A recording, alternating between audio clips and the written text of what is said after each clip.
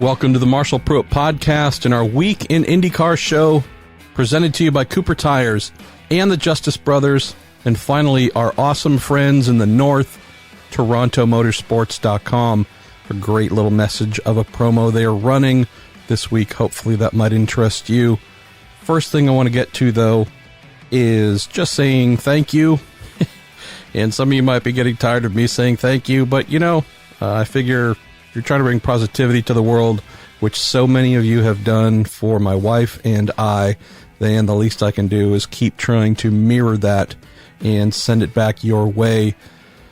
My family at Racer Magazine surprised my wife Chabrel and I with a GoFundMe page, and this is not something I expected or just had any real thought might be happening, but Paul Fanner, the founder of Racer Magazine, and Molly Binks, who is the special projects manager at Racer, put together a GoFundMe page knowing that my wife and I just got home after 21 days away, 18 of those in the hospital, with my wife now fighting 3 forms, 3 locations of cancer, knowing that there's going to be a number of medical bills piling up, all kinds of other things too, just honestly financial uncertainty. This is something that, knowing this was ahead and having been through it many times himself with family members, Paul and then Molly were just instrumental in realizing that, hey, they are going to need some help. Don't know what that help is, but it's going to be significant, and not just coming out of the hospital, but in the weeks and definitely months ahead. And so through this, what I can only describe as totally insane reaction to the GoFundMe page they created, as of tonight, this is Monday night at about 8:36, it's over $112,000. And I just, I make a living using words, me not know how to put words, say them, good. I'm at a loss for words, my friends, my family, my podcast family. I just don't know what to say. This is truly making folks cry. My wife and I have we've just been staring at each other, wondering what it is we did.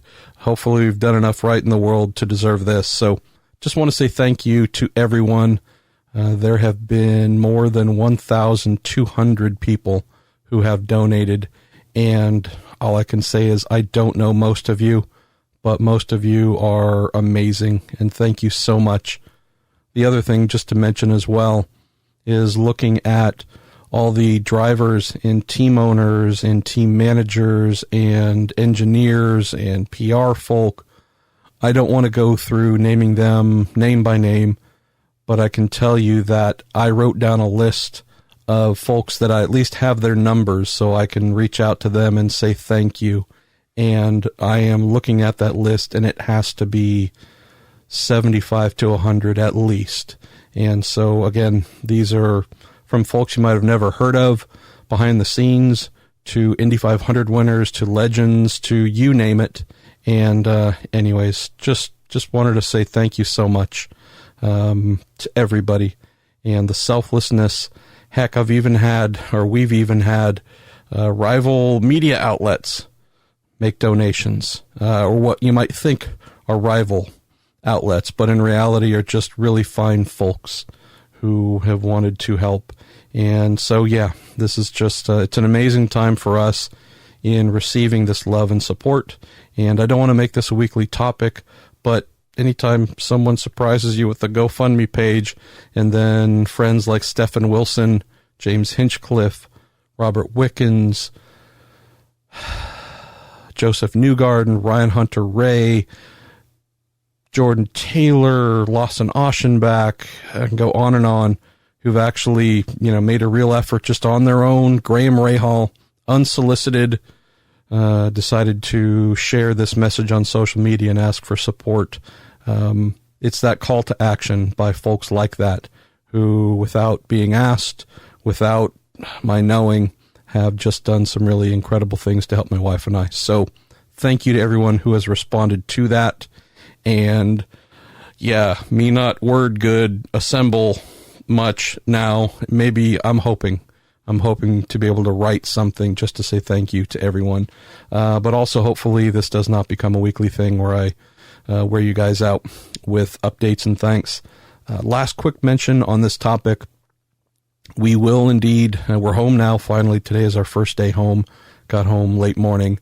And we're going to be jumping right into a lot of the kind of follow-up things that happen when you have cancer. So none of those should be a surprise. But just going to jump into whatever the next couple of weeks and months have for us. And it is not going to be easy. There will be days where you don't hear a peep out of me whatsoever. And then there will probably be days where you see, Jesus, 5 stories, idiot. Really? You think we have time to read all that?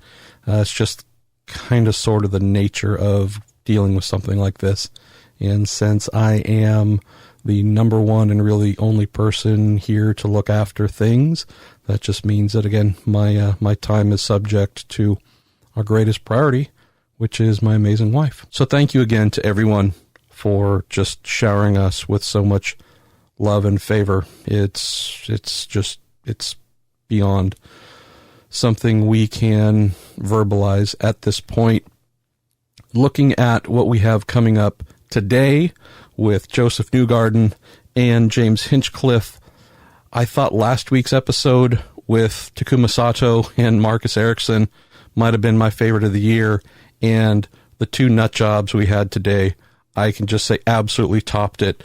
Hinch was absolutely on fire, and then recorded with him first, and then Josef, and Josef just, I'm telling you, from the Milk Veins video discussion to dissing Alexander Rossi, not on his own, it was a request by one of our listeners, to just all manner of stuff. Oh my goodness. Josef is just a treat. So you'll just hear me laughing throughout the episode, in particular with Josef. And yeah, these guys are just a joy. Then they also bring, some inside stuff. We also crack open with both of them on the Formula One Canadian Grand Prix, and whether it was the right call or wrong call between Sebastian Vettel and Lewis Hamilton that really kind of dominated the motor racing news last weekend. So that's what we have in store for you. I'm going to close, as is becoming the norm, with your questions. Fortunately, you've sent in a lot, which is pretty amazing. But again, I want to put our guests up front here because that's why I show up every day, to listen to our guests, not so much me. A couple other quick things here, coming back to TorontoMotorsports.com. They have received the final batch, meaning once they are gone, there will be no more. The final batch of 1/18th Robert Wickens scale models. And this is obviously from his number 6 Schmidt Peterson Motorsports Honda from the 2018 season. So our very good man Derek Koska tells me that yes, indeed, the final batch of Wiki 1/18th IndyCar models have arrived at TorontoMotorsports.com. So if you want one, this would be the perfect time to visit TorontoMotorsports.com, which is celebrating their 25th anniversary, and get your hands on an awesome Wiki model. Throw another couple quick things here before we get into the show. Speaking of just family and awesome and amazing things, I guess this is just to make sure that my wife and I are feeling even more secure, but my long time family at Road and Track, this is dating back to the aughts, to the mid-2000s, they sent over a new 2-year extension.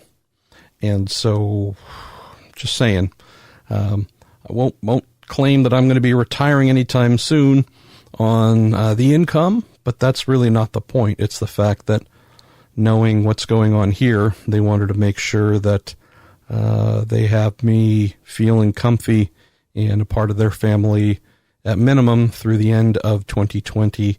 And by that point, seriously, this is becoming I don't know how many year relationship, but a really long relationship. But I just thought that was pretty amazing of them. Another thing to mention here, going back a month or 2, 3 months, I'm not exactly sure. It might have even been longer than that. The conversation at Racer Magazine in terms of the digital content, knowing that myself and Robin Miller and many of the folks who you might read on a regular basis on racer.com, we actually work on both sides of the business, both the print with Racer Magazine, which was founded and launched in 1992. We contribute to that on the print side and the digital. Conversation's been going around for a decent portion of the year that, hey, if you can think of anyone who, if we need them in a pinch, or who knows, possibly more on the digital side in terms of reporting and writing in general, let us know who you're thinking of. And that person that I have mentioned actually last year when the topic came up, and then again much earlier this year, I think it might have been, February possibly, was Joey Barnes, who's a freelancer who's contributed to a number of outlets, including IndyCar.com. And so knowing that Joey had some conversations with Racer back in February, when we were starting to look at the fact that my travel schedule is still, as I've mentioned a few times, not just up in the air, actually not in the air at all, on the ground. I'm grounded for a while. All good, though. But hey, if you're not going to be able to get on the road, and we do need someone to hit an event and cover that for us live, who might you suggest? Well, Joey is someone that I suggested however many months ago, and when we struck upon this latest situation that will have me grounded, he was the first one that I suggested again, and really happy to see that last weekend at Texas, which happens to be Joey's home state and home race, he was able to step in for me, cover session reports, race reports, etc., and I thought did a really awesome job. So love seeing a up-and-coming, developing journalist like Joey in a space in this kind of road racy, not NASCAR, not F1 space. There's not a lot. I mean, it's really, truly very few, call them next generation men or women looking to make this a career. So when you have someone like Joey who can come in and help in a pinch and hopefully be able to help some more in the future, really awesome to see, really happy for Joey, and everything that I've heard says he really grabbed the opportunity and made the most of it. So all awesome stuff there. And all right, with all that said, let's get going with the mayor of Hinchtown, who's going to actually follow after Josef Newgarden. I did ask Josef first, so sorry, Hinch, he won the race, but asked Josef first. He said yes. So going to run with our man, Mr. Newgarden, your 2017 IndyCar Series champion, your current points leader, and then follow with the mayor. And then I will round up with the questions you have for me. A couple in there that might be of interest. One on the Colton Herta Scott Dixon incident, and another one, which I know looking at the comments on racer.com, which is always, there's always some self-loathing involved. There's questions about accuracy in reporting or fake news or other stuff regarding something that I posted last week regarding the Harding-Steinbrenner team being in a difficult financial situation, and then my colleague Robin Miller posting a story yesterday, I believe, about the team stating that they have a multi-year deal with their current sponsor, etc., and what's real, what's not. And I can't get into everything, but we'll try and break down as much of that as I can to fill in some of the things that really did not belong in print. So anyways, that's coming up after Josef and after the mayor, all brought to you by Cooper Tires, the Justice Brothers, and TorontoMotorsports.com. Jam Master Josef Newgarden, always a treat when you join us here on the Week in IndyCar. Even better when you head home smelling like champagne and gunpowder, too. You're firing guns in Victory Lane. Life must be good for you, my man. Man, it's been crazy for sure. The drill here with this time of the year, and I'm quite excited for all the boys and girls now that we've got this weekend off. I think everyone's been looking forward to it, and the good thing I guess about this year is that we're gonna have a nice way to go into a break. You never know what you're gonna get. Sometimes you have a couple bad races before this break that you've been looking forward to, and this time around we've had a couple decent weekends, and I think as the team as a whole, they've had 3 really great weekends with Indy included. So yeah, it's nice. I mean, it's just nice for everyone to get a break first and foremost. So looking forward to that. But it's been a good lead up before it. Well, first question, not asked by any of our listeners, but the most important question, which I'm sure you're fully clued in on. Sebastian Vettel, Lewis Hamilton, the penalty that came down Sunday in Montreal. Right call, wrong call? Well, that is a hot debate. I think the general consensus is united. I think most people would agree that from a racing standpoint, it was not the right call. It's so tricky. I think you break it up into many parts was, I think what Sebastian did was pretty normal. He's a race car driver and he's competitive. And when you make a mistake and go off course, you do everything you can to gather it up and get going again as fast as possible. And, that just happened to be in the way of Lewis. And I don't even know if that's as much strategic on his part. It's just kind of your instinctual nature is to defend your position. So the way that tied into the entry back on the track and was that correct or not as far as a safety point of view, those are all too intricate of procedures, I think, to answer. I think as a whole and as a race car driver, you'd want everyone to just stand back though and not make decisions in that particular instance. So I don't think there should have been a penalty. I don't think race control should have been involved in that unless there was something flagrant, which I do not believe that was a flagrant issue that Sebastian had. Then I don't think race control should be involved as far as the re-entry under the track. I think it was a racing deal. He made a mistake. He tried to recover. He recovered as best he could. He, impeded Lewis, and then the race continued on, and that's what it was. And that's, to me, that's just a racing deal. So yeah, it's hard to answer it perfectly and, have a firm stance on it. The one thing is I don't think race control should have been involved in that incident. I don't think it was flagrant enough to warrant it. Quick thought here, and at least in reading on the interwebs, great place for knowledge. So I can't claim whether this is accurate or not, but I've read a few folks who've said, boy, it would have been wonderful if the F1 stewards had said, all right, Vettel, you made a mistake, you went off track, you blocked Lewis a bit, intentional or not, something that you caused created something that was a little questionable.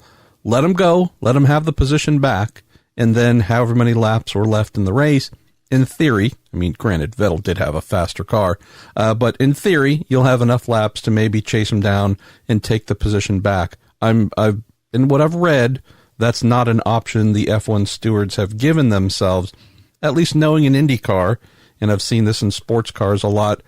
There's often that kind of thing where, someone blows through a chicane and picks up a position or two, and they're told, hey, either fall back or you're coming to pit lane for a drive-through. That seems to be, if we're talking a consensus, if that could have been done, that might have left a lot of folks feeling much better about the outcome. Hey, you messed up. We're going to make you pay by giving the position you blocked them from getting, but at least then you'd have time to try and fight and get it back. So, again, I think that might be the middle ground if they'd been able to go that way or if they chose to go that way. Yeah, I would have settled on that compromise. I think it's better than a 5-second post-race penalty, to the time. I think, yeah, if you would have made it cleaner and simpler that you have to give up the position because you ran wide and then you can fight to try and get it back, then I like that better than the other outcome. I still would vote for, no involvement. I didn't think the involvement was necessary or that there was a judgment necessary on it. At least that particular instance. It's just tough too when you look at the track configuration. It's not one of these typical chicanes where you can blow the chicane and keep an advantage. I mean, this has grass in this section. It's not a traditional pavement chicane that you're blowing through with curbings. So it's kind of hard with the layout. If you want to make that section penalizing where you can't just blow through the center, then just make a wall there, make it full street course and run a wall along the chicane then. And then if you mess up, you're going to hit the wall. So it's just tough because it's circumstantial, I guess. If this was, yeah, I mean, there's so many rabbit holes you can go down with that, because then you can start looking at the final chicane too, and what would you do in that instance? Just because there's no pavement there and there's grass, you would think it's more self-penalizing, but I don't know. I prefer the more standoff approach there, but I like your compromise that's been recommended better than the time penalty for sure. So you're a young man, you're only 28 years old. Just keep in mind, 20-ish years from now, 30-ish years from now, you might be getting that call, hey, old man Newgarden, would you and your wife and your 7 kids and all that, would you like to come be a steward for the weekend? Incidents like this leaving you in the hell no category, I'm guessing. Yeah, I'm okay, actually. I understand and respect the difficult position that all race stewards have. It's always easier on the other side, when you don't have to make the call. And not only do you not have to make the call, but you don't have to make it as quickly as they do. They're making these decisions within a couple minutes, in some cases. So it's very, very difficult in those moments when you have 12 hours to think about it and 30 times to replay it. Then everyone can become an expert. But yeah, I'm going to probably stay away from the offers of becoming a guest steward at any point in the future. So in my transition from working in IndyCar into trying to figure out what I was going to do next, I spent a year as a race steward, chief steward for a local road racing series here in the Bay Area. I was so good at it, Joseph, I was soon trying to brush up on my English skills and whatnot so I could do me some word writing to do something different. So I'm in full agreement on that. All right, before we get to the awesome questions that have been sent in for you, just wanted to say thank you to you and so many of the other IndyCar drivers who have been very selfless in helping to raise awareness about what my wife and I are going through right now. And as always, didn't have to do it, but you did, and I think that just speaks to your character. So thank you, my friend. Man, it has been awesome. We were chatting obviously before the show, and I didn't know if I should bring it up or not, but it's I think it's very cool. You Marshall, you have done so much for so many others, and it's just coming from one person. I mean, I think everyone in the community would say this, but you have been such a bright light for so many people when they need it. So to see everyone return that light to you guys has been amazing. So I would echo the thanks to everyone, and I think it's so cool. And you guys are such lovely people, and we all are here for you and wish the best, and want to help and will help in any way that we can. So thanks to everyone else, like you said. You're trying to make a fat guy cry. All right, let's get going with Ben Cohen. He says, Joseph, how many strategies do you and Tim Sidrick go over prior to a race? He says, while you've been driving your tail off, your team has followed suit in their strategy and calls. Best of luck the rest of the year. I think that's the most perfect analysis so far coming out of the first half of the season. You've been in an amazing place, but man, that team of yours has been in lockstep with delivering from race to race. Dude, these guys are incredible. They really are. Tim is the man. He's in my opinion, he's one of the best, if not the best strategists on pit lane. And we have the entire crew to support that.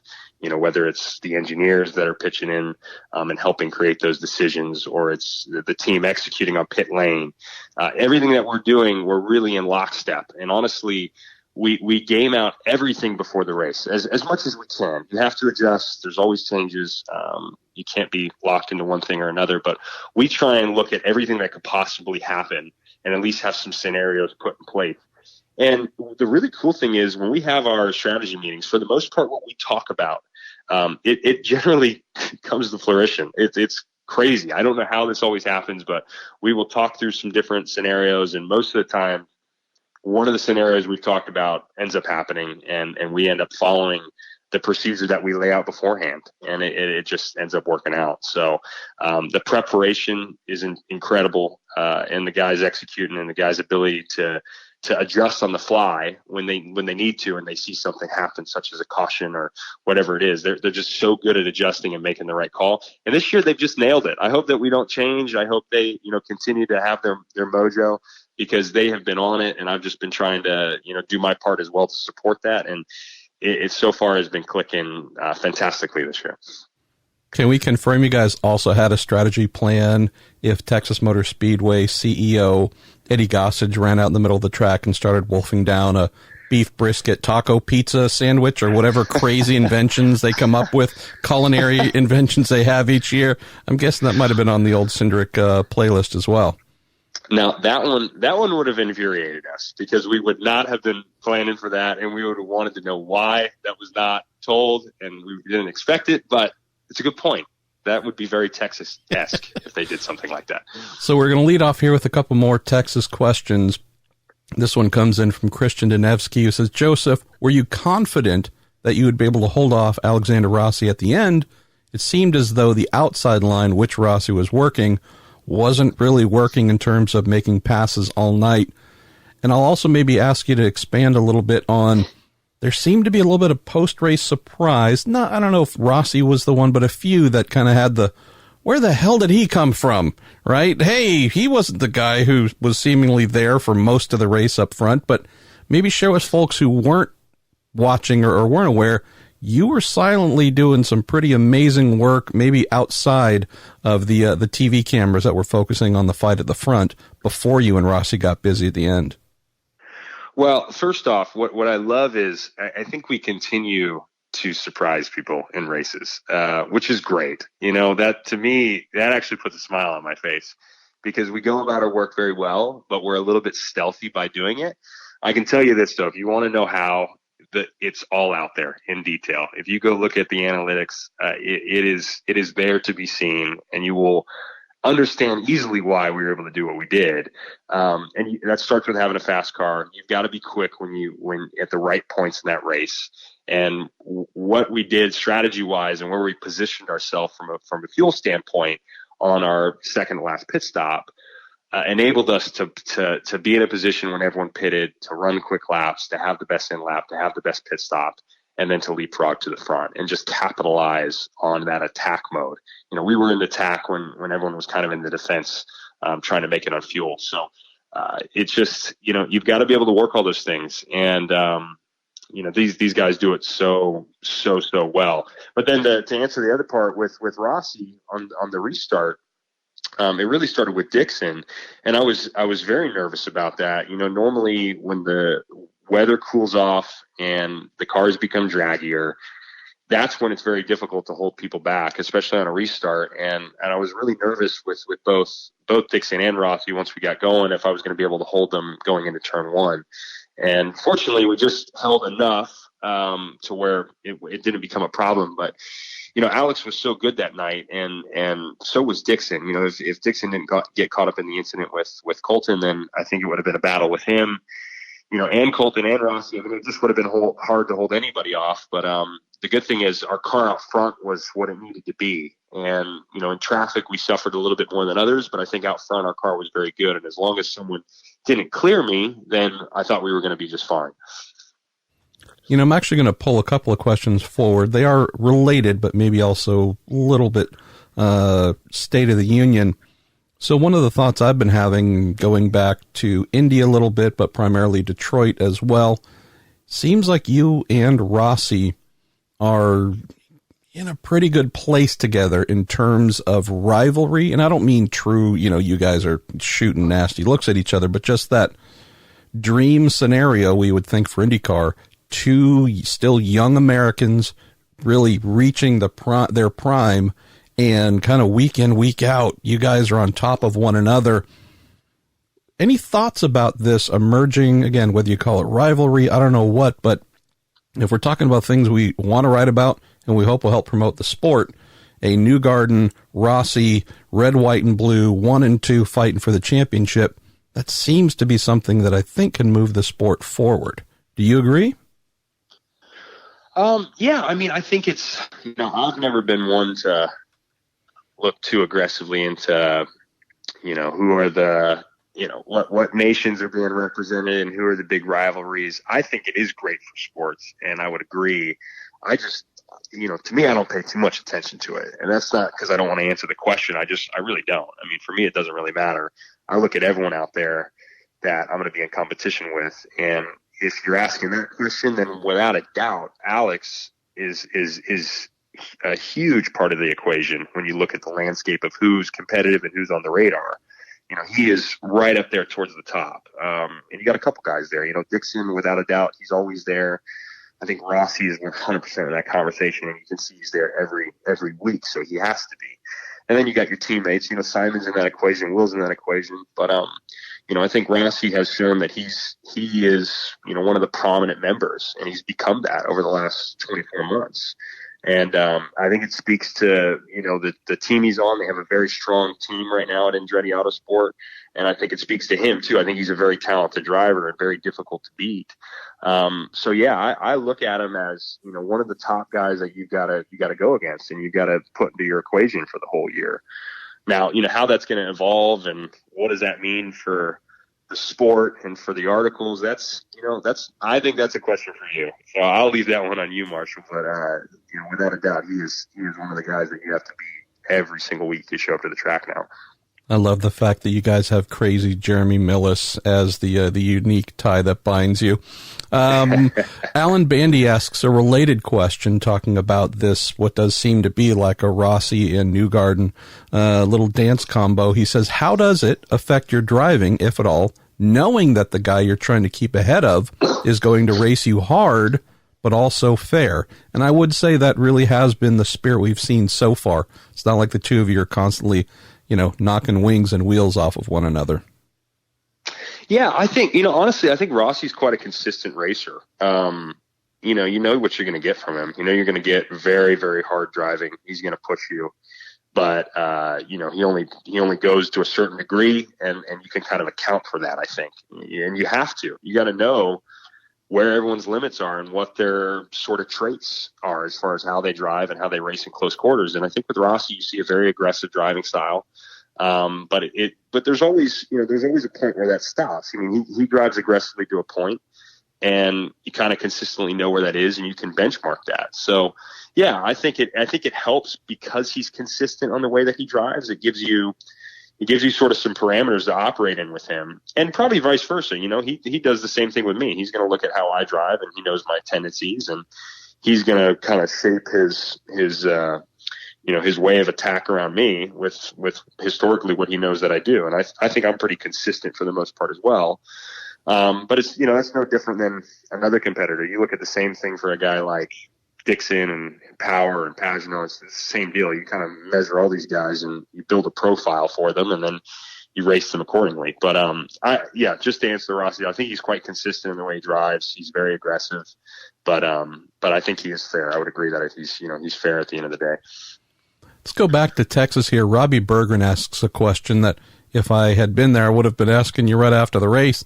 He says, Joseph, how did you keep the tires under you so well on that stint that put you into the lead? And I would maybe just move that back to the kind of out of the spotlight stint as well, where you were doing, 217s, 218s plus, and the leaders were down in the 210, 212 trying to save fuel.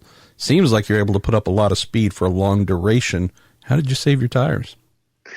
Well, it started with having a good car up front. We struggled in the pack, so we were kind of stalking that front group all day. But I struggled to make progress going forward. I could get there really quickly, or if I had to get through a lap car, the front group would get through them, then I would get through them, and then I'd catch them very quickly. But it's just once I got there, I couldn't make much happen. So our cars in dirty air were not very strong on Saturday night.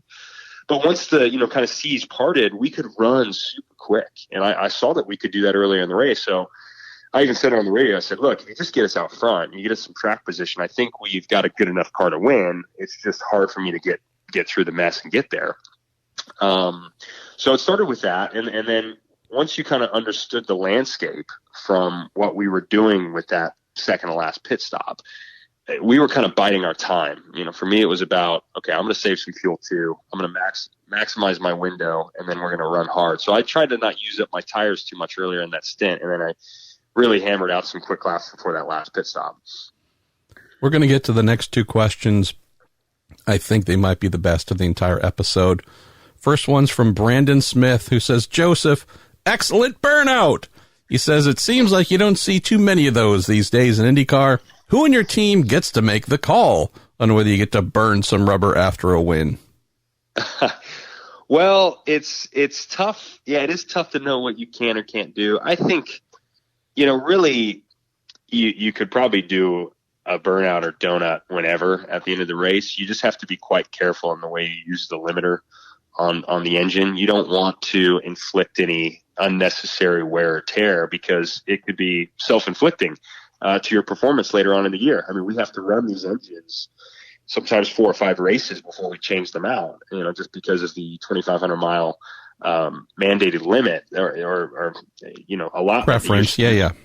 You're really supposed to go 2,500 miles on an engine. So, if you got 1,200 miles on an engine and it's only half life and you inflict wear on it, you don't want to be suffering with this, ill performing engine because of something you did after a post race, So that's where the difficulty in celebrating comes in. You're like, I'm so conflicted. I want to celebrate, but I also don't want to ruin my chances for the next race. I think we were getting quite close on this engine. So I asked, hey, is it okay if I have a little bit of fun? You asked. I didn't. Okay. I mean, I just figured you're like, look, man, I just put in a boss drive.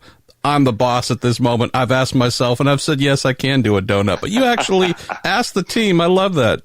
Oh yeah, because me, I would never give up performance. If there's an area to have it, I do not want to handicap myself. So I asked. I said, "Hey, is this okay?" And they said yes. So I went out there and I tried to have a little bit of fun. And knowing that you got permission, that of course I'm sure made you feel like, well, I need to honor and respect their decision.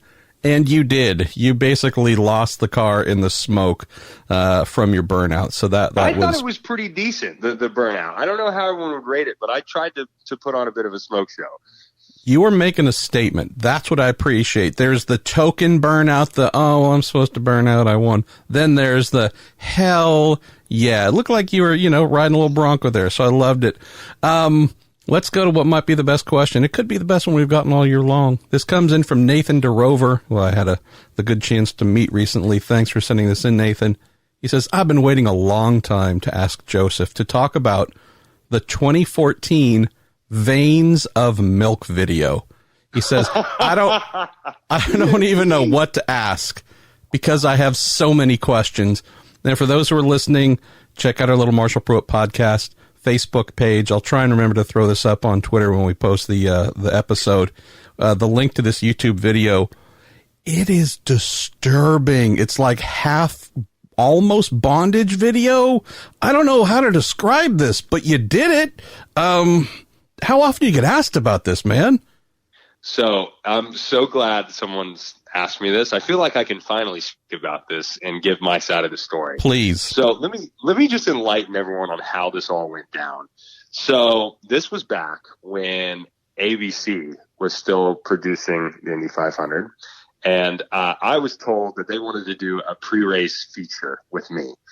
And that they had this really prolific director, cinematographer who's world renowned, and he wants to come do this piece at Indy, and they want to use me. And this is your third year in the series. This is a really big spotlight, really, for the first time. I have to imagine this was whoa, this is a big deal. Yeah. I was like, oh, wow. I was like, thank you. That's what an honor that you guys want to feature me. That's so cool. Thank you. I appreciate it. And so, of course, we're like, yeah, absolutely. We'll do this. It's for the Indy 500. It's a big deal. It's going to be good for the team. And so we show up. We're at Indianapolis. We're at the Motor Speedway, and they're there. They're filming, and they've got my car in the garage. And it kind of starts with a couple little bits and pieces that you're filming. And then I get in the race car, and it's in the garage. And they have it all lit, very moody and dramatic. And they got some smoke. And they're like, I started talking to the director, and he starts telling me what he wants me to do. He's like, I want you to get in the car. And I want you to just scream and kind of turn your head. I want to see the sides of your veins and in your neck. And it's going to look so cool. We're going to pop them out. We're going to act like blood's coming, or, milk's coming out of your veins. And I'm like, okay, that's a bit aggressive. And he's like, I at that point when he started describing this, I'm like, this, I don't know what this is, but I don't know if this is for me. And he's like, Josef, do not worry about it. this is going to be the most amazing piece I've ever made. He said, this is going to be just like Gladiator. Have you ever seen the movie Gladiator, Joseph? I'm like, yeah, I've seen the movie Gladiator. It's one of my favorite movies ever. He's like, it's going to be just like that. We're going to have some pieces of you just walking next to the car, touching the rear of the wing lightly, like you're a Glad. He's like, it's going to be amazing. Just trust me. So I trusted this guy. I'm like, okay, I'm going to look like Gladiator during the Indy 500. I'm super pumped. I'll do whatever this guy says. So I do these screaming bits inside the car, blah, blah, blah. And then I leave. There wasn't actually much to my part. Like I sipped the milk and then put it down, and I'm in the car screaming and all that. That's really all I did in the piece. And then we see the piece, and it's like all this other footage that like I had no idea they captured, and it was in a warehouse, and there's a big guy in a very slim black suit, and latex, bondage. Yeah, a woman. I had no idea about any of this stuff. I hadn't seen any of that, Marshall, before they actually made the piece, so I had no idea what it was going to turn into. And then you see what happened. Bathtub full of milk, woman in full black latex suit, again, bondagey, dipping her extremities in there. There's the big burly guy standing up in the bathtub full of milk. You're screaming and racing on track with your helmet off, naturally. And yes, you've got the glowing milk vein stuff showing on your face. This was almost rated X. I mean, yet it was the ABC pre-race feature with you. What kind of feedback did you, and here's the thing, I didn't see it. I guess I'm there covering the race or whatever, so I didn't see it. I didn't remember it till Nathan mentioned it and dropped the link here for me to watch. But after picking my jaw up off the floor, my first thought was, what was your initial response, and or what was the response of others, I guess, after the race when you might have seen it? Well, I never saw it either till after the race, right? Like I didn't have any idea, and I just remember getting feedback of like, and I don't think it was a particularly good Indy 500. So it's like, we didn't have a great race, and people are like, hey, sorry about your race, but that pre-race piece you did was interesting. It was like, kind of strange. And I would just get like comments like that. And I'm like, well, what are you talking about? And then people are like, man, you should really look at what they did. Like, that's a really, really weird piece that was before the race. And I'm like all confused. I'm like, what? Like, I didn't do anything that weird before the race. And like, people were very concerned about it.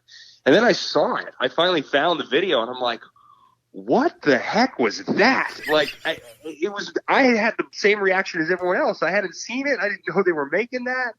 And then it turned into this thing for a couple of weeks where I was this weird milk guy before the Indy 500. Oh, Jesus.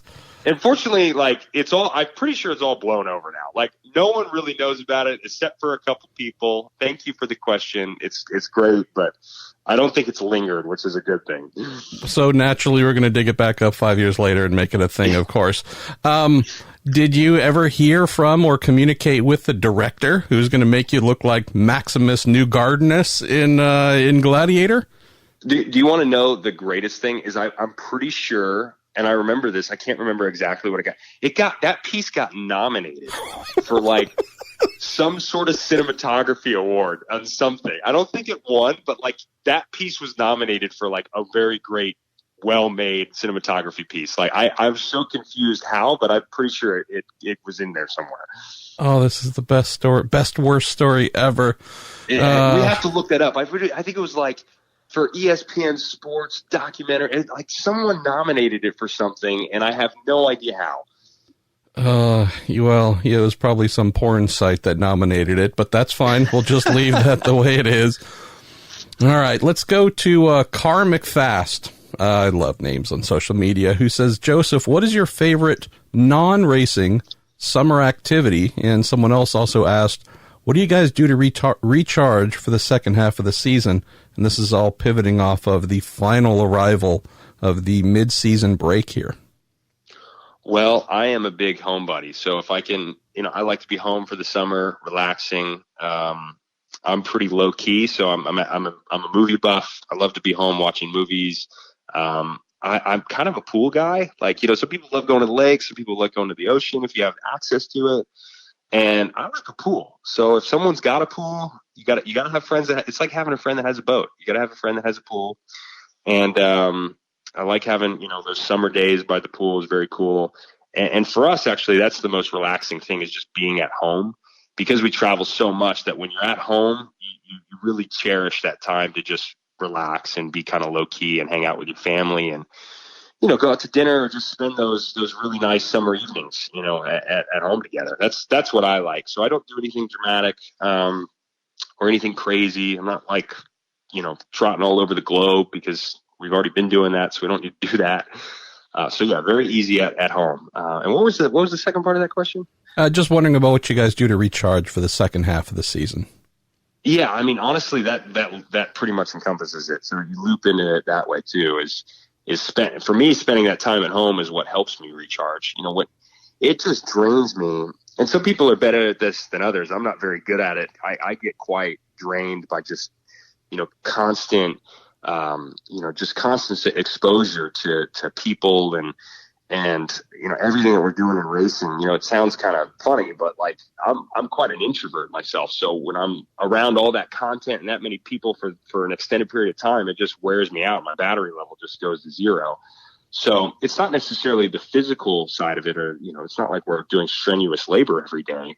It's just the mentally taxing bit of, being around people for so much time that wears on me. So really just being at home, not having as many commitments, being able to hang out with family and not have any stress on you is really the best way to recharge. And then you feel good about going into a new weekend. You've had 4 or 5 days of no big commitments or responsibilities, and then you can feel fresh going into a high intensity intense IndyCar weekend. I was so hoping you're going to say reporters and their stupid questions, but so it's been almost 17 years since I proposed to my wife, and we then set about very quickly on the whole wedding planning.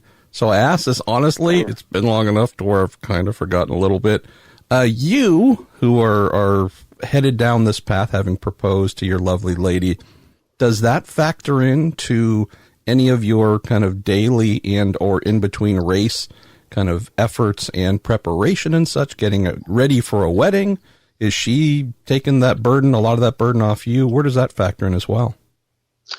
Yeah, it's, actually this has probably been, I'm normally quite private, so I don't talk too much about my personal schedule, but this has probably been the most loaded year for me, just for everything. Like, we ended up moving back to Nashville in February, right before the season started. And, it's kind of throwback. We're living in a small apartment right now, which it's actually been quite fun, because it feels like 8 years ago for me. So it's very fun. And we're planning the wedding.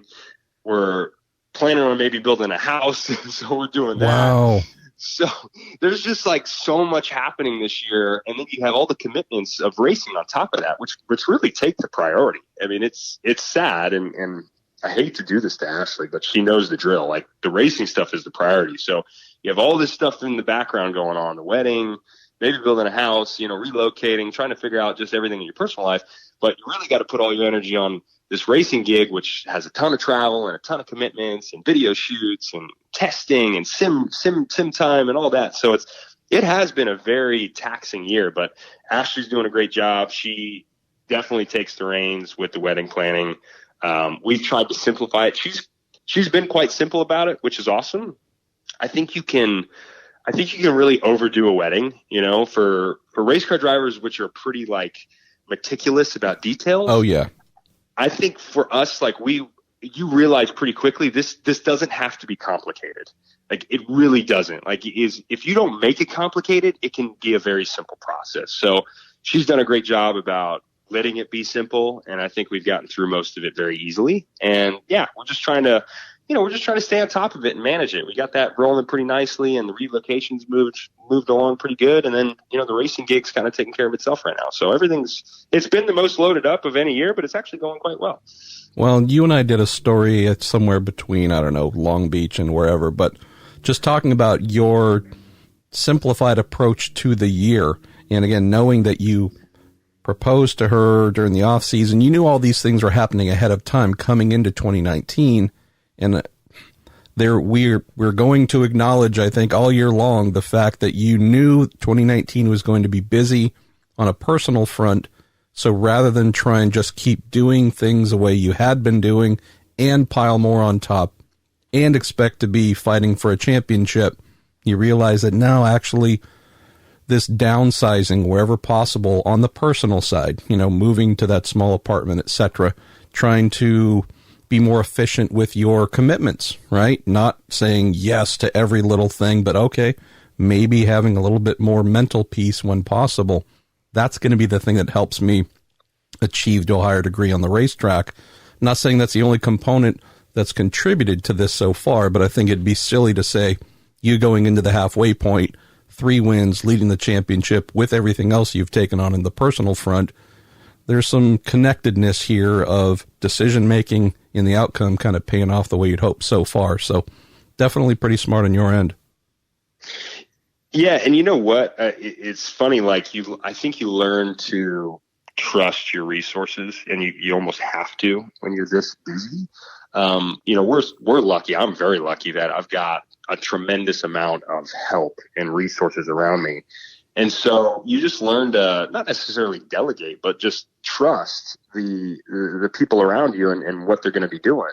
It's like on the racing front. It's like, I got my guy Gavin, and he's looking after me. I know he's looking after me as long as I put in the work that he needs from me. He's killing it this year, which is so awesome to see. He's doing amazing. And so as long as I give him the work that he needs and, I get it to him timely, I know he's going to take care of everything. It's the same thing with Travis Law.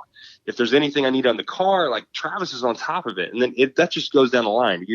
Everyone that's there, Jerry, who takes care of my helmets, there's so many people in place for everything that you're doing. And, if you have the resources, then you got to learn to just trust them, and they'll take care of you. And I've been really, really lucky with that. I have a tremendous amount of support. So, it's hard because it's easy on us, dude. I don't even know what to say. It's honestly easy on us. Everyone makes it pretty easy on these race car drivers. You've got a 5'5" dynamo in your crew chief, Travis Law. Just kidding. I don't know how tall he is, but he's not the biggest guy, but he's kicking a lot of butt. Got a lot of people there pulling for you. Then you've also got Brian Simpson, who I politely refer to as the Farnsworth Bentley to your P. Diddy, kind of holding the umbrella. He's going to kill me when he hears this. Anyways, no, but you're fortunate, man. You've put together, either in the areas where you can decide, you've put together a really good support team, and then the Team Penske folks have also done that for you as well. Let's go to Daniel Kincaid, who says, it seemed like most of the drivers were having oversteer moments last weekend on the exit of Turn 2. Is that just a characteristic of the track, or is it something else like the aero or tires, temperature, etc.? Don't know if you were having any of those, wait a minute, the corner goes left and I'm turning right type moments, but we did see a lot of folks trying to manage oversteer. Yeah, for sure. It's a normal characteristic of Texas. It might have been accentuated this year with the tire change and the aero change. Probably more so the tire change and the balance on that. But with Texas, there's kind of, for me, the normal car feel overall deal for how it works there is when you transition into the banking at Texas. So the entry to 1 and the exit to 2, and they're really the same thing, entry to 3 and exit to 4. Those moments become quite light, quite nervous, more oversteer prone as you're getting crossweight change. So as the car loads into the banking, it becomes very light, very nervous. And then generally you can either pick up understeer in the center of the corner when the car's fully loaded, right in the center. So you're dealing with these transition periods, and then you deal with the center. And that's kind of how, those are the main talking points that I have with my engineer around Texas. So what you're seeing off Turn 2, that's one of those transition points. And the car in the transition can be quite light. You can have a lot of oversteer there. And depending on where you are in the dirty air, you can make that worse. You can have a bunch of understeer out of the center of the corner into the transition, and then have too much wheel into the car when you get to that transition, and that just unloads the rear if you don't get the understeer out in time. So I think it's very Texas-esque what people were seeing, just that light unloaded transition off Turn 2. It's just very tricky to keep the rear underneath there. And our friend Andrew C. has a question that's related, talking about a couple years ago, he says, a reprofiling a bit of the Turn 1 and 2 banking. Has that changed or contributed to that sense at all that you just mentioned? Yes, a bit. Yeah, I thought it depends on probably the car you're running, what setup you have on. I mean, there's a lot of things that factor into that. I think for us, the turn 2 exit did get more severe. I know for me it did. As you come off of there, the angle that you're coming off now can be more severe. Before it felt more like off turn 4, where the car did become light and you did get an oversteer prone moment off the corner. But now it's because it's longer. It's almost like that moment lasts longer as well. The shaping of turn 2, I think, where that transition moment and you had oversteer off of turn 2 before was quite short. Now it feels like it's a longer moment. So you're in that period for a longer, bit of time. So yeah, I think it got a bit worse with the track config. All right, we're getting to the home stretch here. Last handful of questions, and I kind of move these to the end because most of them are kind of fun. Ryan Terpstra says, question for Josef. Roger Penske comes to you and says, I'm going to put you in one of my other cars for a single race, but you get to pick the series and the race. What do you choose? A NASCAR road course, 24 Hours of Daytona, Bathurst 1000, Daytona 500. What comes to mind? Where's the Bristol night race? Ooh. I mean, let's go. I mean, that's like first in my mind is Bristol. I would love to go do a short oval in Cup. I think that'd be really cool. But Bathurst is for sure up on the list too. I think Will and me are petitioning very hard to go do that right now. Ooh, a Newgarden Power Bathurst 1000 entry. I am down for that. I mean, you see what we're talking about. I think it'd be quite cool. So we want to go do that. But yeah, I think a short oval Cup race would definitely be very high up on my list. Like a Bristol night race would be awesome. I've been to Bathurst once to cover it. I have a lifelong memento, a scar on my right leg. I'm the American who actually fell up the hill after tripping on a piece of steel that I didn't see that was sunk in there. So I love the place. It's amazing. You need to go. No scars for you, though. But, yeah, you definitely need to make that happen. Let's see. Oh, Ryan does have one kind of request, if possible. He says, P.S., can you please say something mean about Rossi? This championship battle could use some animosity. So, I don't know. Does he have, like, bad breath? What can we come up with? He has a podcast, but you do as well. Folks might not know that. You and Tony Kanaan do your Big Machine Vodka podcast. That's true. You could talk some podcast smack. Yeah, I mean, it's cool if he likes playing, sidekick to Hints on his podcast, and that's cool. Tony and me don't do that. It's very much a jointly hosted thing, but Rossi's kind of like the second fiddle on his podcast. So. Oh. Murder. That's fine. That's what it is. But it's just observational, I see you feel as if you're a leader. So should I call Kanaan right now and ask him how he likes being number 2 on your co-podcast? Not a problem. Hey, he's kind. Kanaan, he gets it. Like, he's happy to be around still. So. Oh, look, man. All right. Yeah. Now we're talking smack about Tony. I didn't even mean to start with that. Josef, it's been good knowing you. I wish you well in the afterlife. Oh, Lord, here. All right. I love you, Tony. We love you so much. We're taking shots at you and you don't even know it. Let's go to Ed Berg. He said, all right, this is a great one. We pose this one to Hinch as well. He says, what is one thing that other drivers do on the racetrack that might be legal, but it drives you crazy anyways? Well, Detroit race 2 would have been a case of that. I'm not even, trying to place blame on something, but I think, coming out of the pits, you really shouldn't be going straight to the apex. And I don't even know, to be honest with you, how we define this in the rules. I think technically what Hinch did at Detroit coming out of the pits, going straight to the apex in turn 1 or turn 2 is, I think that's legal. I think by the letter of the law, you could do that. But I think if you asked race control if they want that to be allowed, they would say no. Then that shouldn't be legal. So that kind of drives me nuts when people, play with that kind of gray area. I actually think it's probably something we should change. But yeah, other than that, I don't know I don't know what I would. I mean, I have to think about it. There's probably a lot of little things that bug me. This might be a fun kind of work down the list and come up with a whole list of pet peeves. But then the bad thing would be all the drivers would read it and then know, this guy's coming up in my mirrors. Guess what I'm going to do? Because he told me he hates it. We're a petty tribe, aren't we? You know what else? What else happens now I think about it is the lane etiquette in pit lane is not great. You're really supposed to transition into the slow lane from the fast lane before you come into your pit box. And that rarely happens. I mean, you just kind of know when you're coming into the pits that people are pulling straight from the fast lane. It's just how it's going to go. They're not supposed to do it, but that's what happens. So that drives me nuts. All right, let's go to, as we get down to the last couple here, Curtis Boggs. Great question, Curtis. For Joseph, I can only recall two guys who have won the RoboPong 200 kart race and an IndyCar race at Texas. Who's the better karter of the two, Mark Dismore or Josef Newgarden? That's true. Mark Dismore did win at Texas, and Mark is very handy in a kart. He's, I think his longevity skills in the kart are in question at the moment. He definitely peters out a bit, but he's incredibly quick. Legend. He is a legend. He taught me a lot about racing karts when I was a kid. So, yeah, he's great.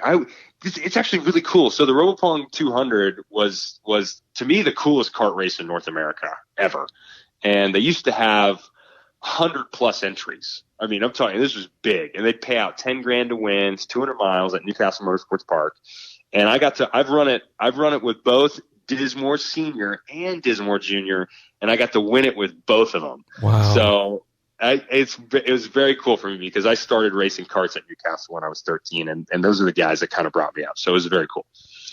I get to make an old man statement here of having been in awe in watching Mark Dismore when he started his Atlantic career back in the day. So before he became a IndyCar driver and whatnot, but yeah, getting to watch Diz as the one of the factory Swift Atlantic race car drivers. Oh boy, that guy was just absolutely nuts. Sponsored by Comet Kart Sales. So all kinds of fun. He was a badass dude. He was the man.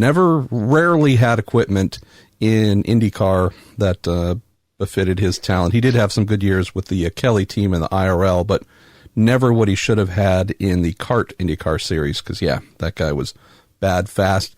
All right, we're down to 3 to go. JD Ellis says, Joseph, what is your favorite event in the Penske games?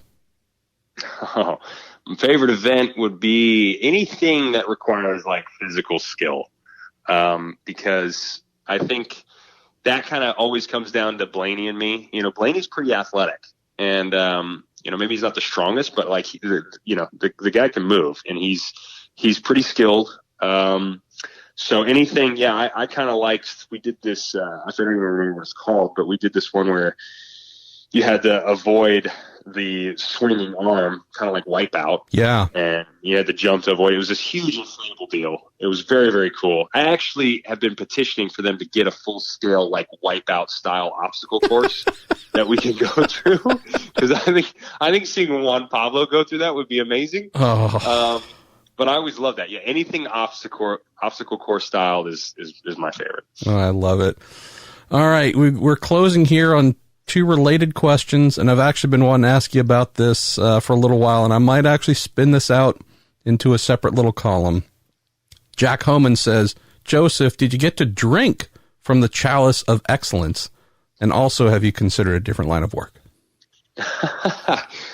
Well, Jerry Cowan had the Chalice of Excellence in Texas. He was bestowed that before the race. And he brought it to Victory Lane as he is supposed to. And it was filled with, I don't know what liquid. There was liquid in it. And I saw it, I held it up, and I gave it right back. I don't know what was in there, but he was happy. The team was happy, so I let him do their thing. Did it smell like ammonia? I mean, I'm trying to figure out, was it pungent? Did it smell like, someone relieved themselves? What's going on? It looked clear. I don't know what it was. I didn't smell anything in it, but I gave it right back because it wasn't my challenge for the night. But I have had a sip out of it, and it is mythical. It's you got to be careful because it's got two dueling dragons protecting it. So you got to kind of navigate those waters when you try and sip out of the chalice. But it's an amazing vessel. That thing, it's got some powers. I'm telling you what, it's growing in its allure. And before I get to the final question here about the chalice from our pal Anthony Ghosh, I am convinced that this is the most fun thing at the moment in motor racing. And I know it's only specific to one team, and if you follow IndyCar, then you'll know about it, but if you follow something else, you might not. But do you agree? Do you think this Chalice of Excellence thing that's been created, that I think came to light after the Barber race, when Gavin was trying to slide it into the frame on camera, and when we learned about it publicly at least, I mean, this to me is just so much fun, and it shows a side of Team Penske that I don't know if everyone believes actually existed. Well, what I can say is that we feel very fortunate to have the Chalice in our possession on the 2-car. We don't actually know the origin of it. There's been a lot of talk about its backstory, and there's a lot of conflicting rumors and reports on its history and where it comes from. But one thing we know is that it does contain some sort of mysterious otherworldly power, and we don't know how to necessarily capture it. We just find that whoever is in possession of it seems to be benefiting from it. So we tightly guard it, we protect it. We have been trying to dissect its history, but have not. We haven't gotten there. We haven't had much time with it yet. But it is a fantastic goblet of people, and it will reign long and supreme, hopefully, on the 2-car for many years to come. And what are the rules surrounding it? I mean, I see it getting handed off. I saw it was given to Cindric, which he seemed to be blown away, like, whoa, you're giving it to me? But what are the rules? When is there a clock? Do you guys, is there a countdown to when it has to be handed off? Who makes these decisions? You can fill me in a little bit of the rules and strategy here. Well, there are some ground rules for sure. There's kind of a governance of it.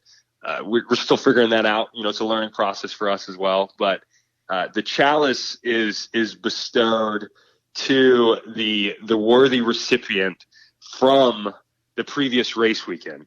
So Jerry was bestowed with the Chalice from Detroit Race 2. Tim had it in Race 1. It was bestowed to him, and you saw what happened there. So I'm not trying to connect too many dots here, but Race 1 was pretty successful, partly due to a guy named Tim Cindric. So, it's at each race it gets passed off, and it has to be in their possession, and they need to guard it, they need to protect it, and they also need to have, they need to have some history with the Chalice, and by that is we need to know chronologically and documented. We have to have it documented what happened with you and the Chalice, and where you've been, what have you seen, and what has transpired, and that has to be conveyed to the group throughout the week that you have it, or 2 weeks, however long that you have the Chalice, and then you pass it on to whoever the next worthy recipient is. So it's there's a bit of a process. We're still learning it. It's a very powerful object, so we don't have a full handle on it yet, but we are getting there.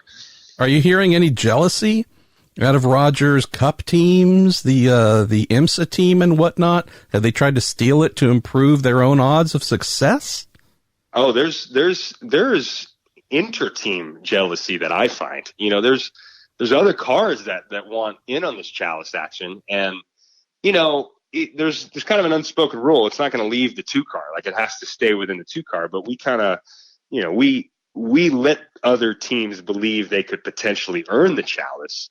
So then they're on good behavior. Then they try and put in the work to earn the Chalice, when in reality, they're really never going to get the Chalice. It can't leave the 2-car. But, giving them that false sense of hope, it's interesting. People will, they shape up when they think they can get the Chalice. It's quite fascinating to see the human dynamic. Newgarden, you're the best in the world. All right, we're going to close with Anthony Ghosh's question, which pivots off of what you have maybe consumed or not consumed. He says, what is the strangest thing that you know of that someone has consumed by drinking from the Chalice of Excellence? I couldn't tell you. I don't actually know.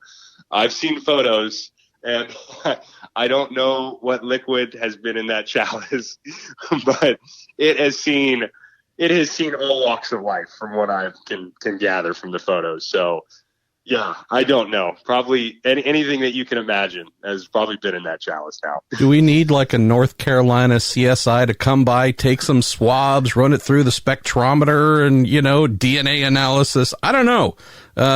We might learn some things we don't want to learn, but it sounds like this is going to need to receive the full attention of like an archaeological dig at some point, find out what it's made of, what's been inside of it. Let's close on this. Are there any human sacrifices planned to the Chalice of Excellence? You know what? Everything's open, Marshall. We don't know. It's so early. It's so early in our journey with it that we don't know where this is going. We really don't. And we need to stay vigilant. We need to stay, we need to stay alert, just for the what ifs. I mean, we don't know. We don't know what power this thing holds. We know it's a lot, but we just don't know the ultimate power. So I think we need to be a little bit cautious around it and make sure we don't get ahead of ourselves. Oh, good Lord. This is the best. If you don't happen to follow Instagram, if you don't have an Instagram account, I strongly urge that you sign up. And if you do nothing else, follow the Chalice of Excellence. If you need a pick-me-up, and I can tell you there's been some times recently where I've needed a pick-me-up, it has been a great friend because you guys are hilarious. And I just love the fact that Team Penske and the personality that's been there all along that we know behind the scenes. Maybe, again, on the public front, not everyone gets to see how kind of fun and warm and gregarious you guys are. But I'm glad that this silly little goblet is helping folks to understand that, these are some pretty cool characters. It is great, dude. It is great. Please go find it. I'm not going to tell you what the account name is, but you will find it. Josef, thanks so much for taking some time, my friend, and I'll look forward to hopefully seeing you soon. You too, Marshall. Appreciate it, man. We have the official mayor of Hinchtown, James Hinchcliffe. How are you, my friend? How you doing? Any bumps and bruises from last weekend, or are you okay? Just emotional ones. But other than that, just fine. Lord. Well, we got a couple of things to get to before we roll into the awesome questions that you always get when you join us here on the Week in IndyCar. First one, you were playing IndyCar in Texas on Saturday. I don't know if you were able to sprint north to the place, what we lovingly call Practice France, that being Quebec and whatnot, and Montreal, a little Formula One race that they had. But really, the big question coming out of last weekend's racing, unfortunately, wasn't Texas. It was Vettel and Hamilton. Penalty? Fair? Not fair? Well, let's get started here. That one's easy. I've yet to meet someone that thought it was fair. Well, to call that, I obviously haven't met the stewards for the FIA, but to say that it was an unsafe re-entry as if he had much control over the trajectory of his car at that point is a bit wide of the mark. And it didn't cause an accident, so Hamilton had to check up a little bit. That's called racing. I think it was a very, very cruel decision, and it robbed the team and the driver of a well-deserved victory, and it robbed the fans of a normal win. Quick little counterpoint, wouldn't the fact that he lost control of his car, therefore could not control its trajectory, and then as a result forced the driver who claims he pressured him into a mistake, who then had to back out to not get hit, wouldn't the surrendering of control through an error possibly be something that does not totally exonerate Vettel? I think it's quite simple. I think if you pressured a driver into a mistake, you need to be able to capitalize on it. And you were then right on his gearbox heading down to the hairpin, and you didn't get the job done. Don't go to the officials to do your work for you. I think nobody wants to win a race like that, especially not a guy that's won like 100 of them. No, that's a great point. That's a great point. On another very salient point, we're recording this Monday afternoon. Tonight is Game 5 of the NBA Finals you and I are locked in a bet. Heated battle. Yeah. So my Warriors are down 3-1.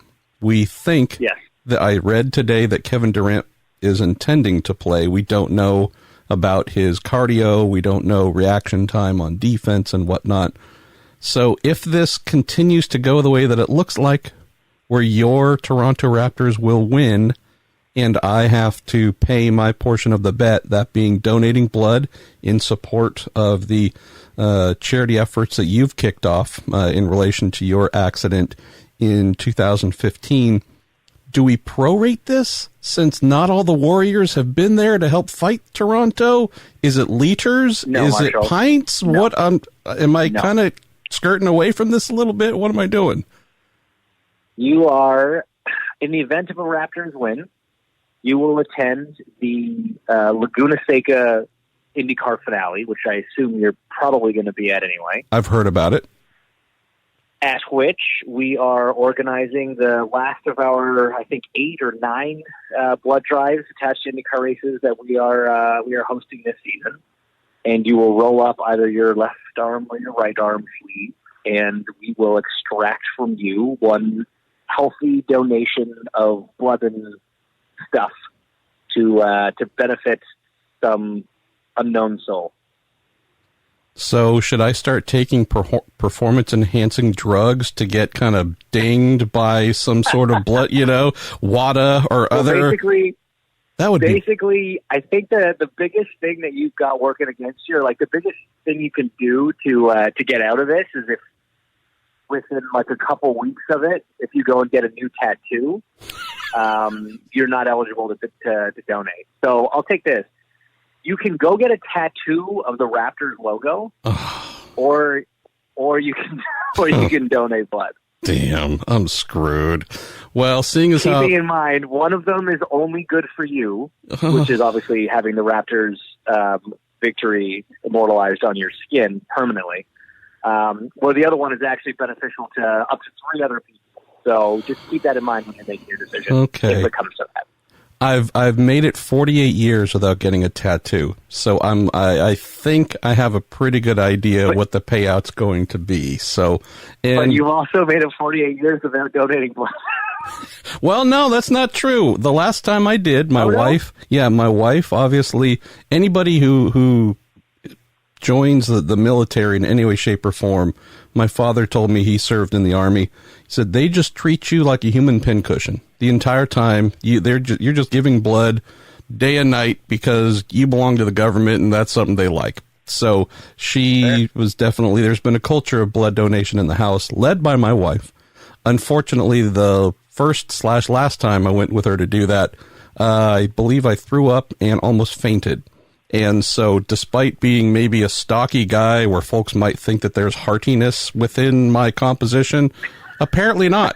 So come Laguna Seca, we're going to have a hashtag WatchMPFaint blood donation thing. So I hope somebody films it and makes immense fun of me. And we might live stream this one. This could be entertaining. Because if we just film it, we already know the outcome, and if the outcome is not a favorable one for the audience, of course, not for you, it's less likely to get a lot of impressions. But if we live stream it, everyone's going to tune in to see, do we get a repeat? Yeah. Do we get an encore performance, or does Marshall just get through it safely and soundly? Yeah. Oh my gosh. Yeah. I can just tell this is going to be more personal embarrassment. But again, I embrace this. This is part of my life. All right. 2 other quick notes. First of all, how is, and I think I have the title of the podcast correct, Off Track with the Mayor on Air and super producer Alex. Did I nail it? Yes, you did. Basically, anything where you don't mention Sim, it's a successful naming of the show. How is it coming along? It's going well, man. It's going well. I mean, when we started it, both of us were very sort of weary of the commitment of actually doing something like this. But, we benefit in 2 ways. One, we both live in the same city, although that actually works out less often than not. But we're also pretty good buddies and hang out a fair amount anyway. And so it actually works out fairly well. I think him and I have differing opinions on enough things to keep it interesting. I think he likes arguing for the sake of arguing, so that keeps it interesting. And yeah, so we were a little bit worried, but we sometimes one of us can't make it, and the other guy covers, and we help each other out, and it's honestly it's been a lot of fun. And even when there are times where you think, all right, is anybody even really listening? Like, it's a bit of work. Like, should we really even be doing this anymore? We'll go to the next race and have a bunch of people say how much they enjoy listening to it. And now it's gotten to a point where we genuinely, don't want to let down the quote unquote fans of Off Track, which is a crazy thing to think exists. No, but apparently it does. I'm happy for you guys. And where can folks get this fine podcast? Is there one particular home? Is it still Castbox or Codpast or Padcast? I'm easily confused. It's any and all of them. Anywhere you get podcasts, it will be there. As always, like us, rate us, subscribe, all those wonderful things. But yeah, no, it's a blast. Last thing I want to mention, and this is just saying thanks to you. Actually, another someone in one of their questions said, but big thanks to you and our friend Stefan Wilson. The two of you, I woke up to find the two of you were bringing awareness to the GoFundMe page that our friends at Racer surprised me with. And without you and Stefan kind of bringing awareness to that, which then exploded, and it's still, my wife and I are just sitting here lacking the ability to process what has taken place. Just want to say thanks to you, my friend, above and beyond whatever we do professionally, reporter, driver, nonsense. Just thank you for being such an amazing friend and helping to light the fire into something that, boy, it's continuing to burn. Hey man, it's as I said, at the time and in the post, sort of trying to bring some awareness to it. There is no one in our little corner of the world that is more selfless and is quicker to jump up and help others when in need than you, my friend. So very, very happy that our family and our community have shown up in droves to support, and obviously we're thinking of both of you every day. Well, enough of the mushy stuff. It's my fault. Let's go to Matt Hickey. Matt says, Hinch, with Aero increasing their involvement, it's a huge deal for Aero Schmidt Peterson Motorsports. So far this season, SPM has been strong, but still a step from being that part of the big three, the Andretti, the Ganassi, the Penske that you guys want to be a part of. Matt says, do you foresee the team making that big leap to that big three on a consistent basis either this season or next? Well, thanks for the question, Matt. And the answer is yes, certainly. I mean, the one thing that's important to remember is, racing is a difficult business, and Aero's added support and involvement in the team is huge for us, and we are incredibly thankful for them. They're a great partner. They have been since 2015, and it just increases. But at the same time, these big jumps don't happen overnight. Just because you get a check from a sponsor doesn't mean you can go to the speed store and buy a little bit more lap time. You really have to build this stuff, from the ground up internally, and I think we have all the pieces in place to do that. But it does take time. Andretti's been winning championships for a decade, Ganassi for 3, Penske for 5. Let's go to 3 questions that are on a similar theme. First one comes in from Dennis Zosek, who says, James, have you seen any black cats lately? Walked under any ladders? Broken any mirrors, possibly? He says, if you didn't have any bad luck, you'd have none at all this season. Do you think there's still time to turn the season around? Well, I've been thinking the same thing myself. There's no doubt. What's frustrating about our year so far is the team has actually been doing a great job, and we've had pace in almost every race so far. And for one reason or another, there's been things just kind of working against us. And everyone on the team, we all know the effort that we're putting in. We all know the pace and potential that we have, and sure, everybody's a little bit frustrated at the same time, but we're all in the same mindset that at some point things have to change. You can only be unlucky for so long before, it turns around. And as you say, we're not even looking for good luck. We're just looking for no bad luck, and hopefully it's a big stepping point for us. So we're focused on our job. I think, like I said, everyone's been doing their job, and it's been a step forward. Even over last year, where by this point of the season, on paper, the results looks better. I think our pace and performance and consistency has actually been stronger this year. We just really haven't had the racing luck, and that's part of it, unfortunately. Jen is next in this trio of questions and gets a little more detailed. She says, Hinch, when you do hit a rough patch as a team, are there specific things you or the team use to help get through it? That's a great question. Thanks for submitting it. I think what the team does is lean on each other. We're all competitors. That's the thing. There may only be one guy behind the wheel of the car, but if you think that every person involved in that race team isn't just as competitive as I am, you'd be mistaken. The engineers, the mechanics, the people back at the shop, the commercial department, it doesn't matter. We really are a team that's in this to win together. And it's easy to get frustrated. It's easy to get despondent when you have a streak of bad luck like this. But I think we take a lot of solace in the fact that the pace is good. The hardest thing to do in IndyCar is be fast. And we've managed to do that more consistently than I think it looks like. And so I think we just lean on each other. And if someone looks like they're having a rough go of it or a bad day or dwelling on something, we think back to what we've done and the things we've done right and the things we can control ultimately, and help each other get through it. And that's, again, like I said, it's a team. This is what we do. We win together, we lose together, and we're just going to keep pushing each other until it comes good. So I mentioned we had 3 questions on this theme. The first 2 were nice. The third one, I'll let you be the judge. This comes in from BD. Hinch has been sloppy at best this season. What's the level of concern over losing the ride? Is he the one bringing the aero money to the team? Respond.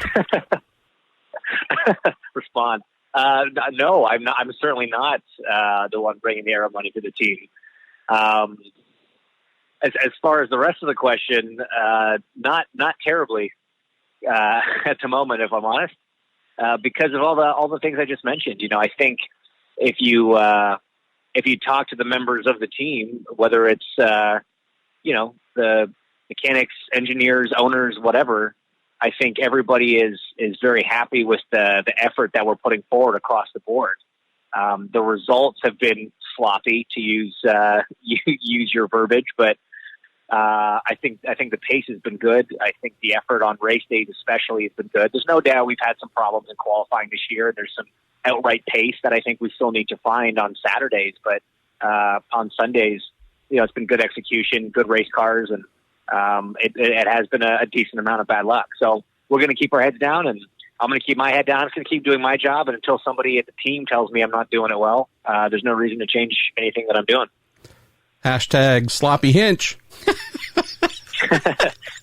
Very, very tasty meal. Much healthier than a sloppy Joe. That's the best. Let's see. Let's go to our pal Ryan Terpstra. Says, well, can you continue being awesome? Thanks for promoting and supporting the GoFundMe thing with my wife and I. He says, joking aside, if race results were awarded based on being good with fans, sponsors, teammates, etc., I think the competition in IndyCar would probably be as fierce as it is on track. He says, thank you for being part of an awesome group of drivers, heavily engaged in all the different facets of things. And he says, for a more serious question, how have you found the aero package for Indy in Texas? Can you race, or is the aero wake really hindering faster cars? Well, thank you, first of all, for the sentiment. That's kind. We all try very hard to represent our sport well, and we, each and every one of us, appreciate that if it wasn't for the fans, we wouldn't get to do what we get to do 17 times a year. So thank you. As far as the aero kit goes, on the speedways, I think we've got to call a spade a spade. It hasn't been potentially as racy as the previous one, which is, it's obviously not something we were aiming for, and something that the series is actively trying to make better. There were adjustments for 2019 over 2018, and I think both Indianapolis and Texas were better races than the previous years. Are they where we want them to be yet? No, I don't think so. I don't think anybody in the series would say that. But, the series is very conscious of that and are definitely open to making changes as they did over this off season. And we'll look at what we've learned at those places and what we learned at Pocono and potentially make some other adjustments for 2020. But it's a work in progress. I think the races are still very good, but I think certainly we can keep working and make it even better for the fans. Going to get to a very important question here, sent by Travis Bender. James, I recently moved to Ohio from Indiana. When will I be able to get Hinchtown Hammer down here? That's a great question, and I'm not sure of the answer. That one's a little bit out of my control at the moment. You might just have to come back and visit the family a couple times a year and stock up. I believe there is a personal James Hinchcliffe delivery. It's kind of like Uber Eats, but it's Hinch Eats. So I'm not sure, Travis, if we can get Hinch to drive over to Ohio and do a personal delivery. Might be a little interstate line alcohol distribution law. It's Hinch drinks. There we go. I like it. Uber Eats, it's Hinch drinks. Yeah. Or drones. Maybe Hinch drones. Maybe. Anyways, I'm creating more problems for you here. Let's see. Why don't we go to the mayor of Moosetown? Look at this. More royalty, connecting with royalty. The mayor, Tony Moss, says, which is more physically or mentally demanding, driving in extreme heat, either Indy or Texas, etc., or in the rain, like we had at Detroit or Barber? And he also asks if you could, quote, bitch slap someone like AJ Foyt did to Ari at Texas 20-plus years ago. Who would it be? Don't you love it when you get two awesome questions that are just, there's no linkage at all? I like the subtle follow-up question. Okay, so question one, which is more challenging? I would say that ultimately driving in extreme heat is probably a little bit tougher. Driving in the rain is obviously incredibly mentally taxing, but honestly, whether you're in the rain or in the dry, you're driving an IndyCar at the limit at all times. And so whether that limit is a little bit lower and, consequences potentially a little higher in the low grip situations of being in the rain, or, higher speeds, but maybe a little more forgiving in the dry, you're always on the limit. And so the mental taxation required for that is the same. So the reason I picked the heat is because you still have to do all that, and you're still just as mentally taxed while also now battling, a physical element with the heat. Dehydration is a big concern. Obviously, your reaction time slows down, your brain slows down, your muscles can cramp up. So we have to take that side of it very seriously. Texas is a very hot race. Indy's been that in the past. St. Pete, the last couple of seasons this year was brutal with the heat and the humidity, and you're in between concrete walls on a temporary circuit. It's one of the biggest challenges. So yeah, I think from both a physical and mental side, because once your body starts going, the mind's worried about the body and not just about driving fast. So it's kind of double taxing. Should also, as far as the second question. Sorry, yeah. I should say, I don't know whether heat or cold might lead you to the old bee slapping of folks here, but maybe there's a segue. Well, here's the thing. I mean, the problem is you referenced a very specific incident, and in that specific incident, AJ was wrong. So... Oh, so that actually opens up a great door for you. So if you were just wildly wrong about something, which kind of means anybody, you could hit anybody because you're off base. I mean, and why isn't your answer Connor Daly? No, come on, you can't hit Connor. Some sense would fall into his head, maybe. Well, no, remember, he also carries around needles. So I wouldn't want him to be able to fight back. Have a reason to fight back. He's a sturdy little... Again, I'm saying this in jest because I wouldn't want to get tackled by that guy. I'm not sure I could defend myself properly. Yeah, no, I mean, I wouldn't want to fight him. I don't want to slap anybody, man. I'm Canadian. This isn't a political answer. This is a cultural answer. Aw, he's making IndyCar great again. Let's go to Jordan Darwin. And here, we need to say thanks to you and the great contribution you made to the Dinner with Racers video announcing their new e-racing league. Yeah, what our boy Sean Heckman came up with and had you do in that little video was just all kinds of fun. So it was funny. It's related to Jordan Darwin's question saying, Hinch, how stressful is bump day at the Indy 500? And then compare and contrast the last 2 years. You know, that's actually an interesting question because the formats were very different in the last 2 years. And unfortunately, we were involved in both of them. And the simple answer is 2019 was far more stressful. And the reason mainly being, 2018, honestly, we thought we were going to get a run and we thought we were going to be fine. So we weren't really that concerned. Obviously, that didn't work out for us. And heading into 2019, I think regardless of where we thought we were going into the weekend, we were going to be a little bit more on edge, just knowing that even if you think you're comfortable, weird things can happen. And, you could potentially find yourself in a precarious situation. And again, unfortunately, that's exactly where we found ourselves. And we had a whole night to sit and dwell on it. And then we had to go back and do it again and hope that it was enough and sit there and watch other guys run after us and potentially knock us out of the race. So, obviously the heartbreak attached to 2018 is going to be tough to match, but the stress level and anxiety in 2019 was definitely higher for the whole organization, I think. Yeah.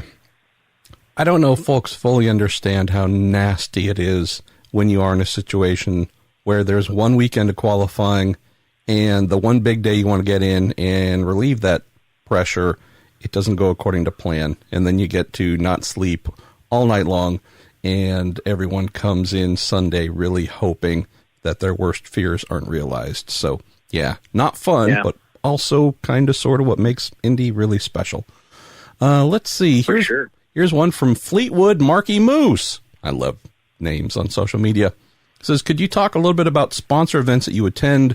These are driver responsibilities that we know of, but don't know much about, such as who's there, what are the goals of the events, how many of these do you do a week, and how long are they? So let's talk about that, because if we're looking at scheduling, hey, you just finished Texas, finally got this break, everyone has a break after just a total grind.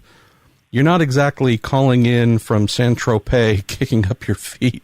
There's still obligations even when you have, quote, downtime, but tell us about how this fills in your calendar between races, heck, even during races. Well, yeah, it's just it. I mean, it's a great question. It is a very, very good question because I think our commitments to sponsors and the things we have to do outside of the car are pretty unique in the world of professional athletes. Not a lot of others have quite the same responsibilities we do.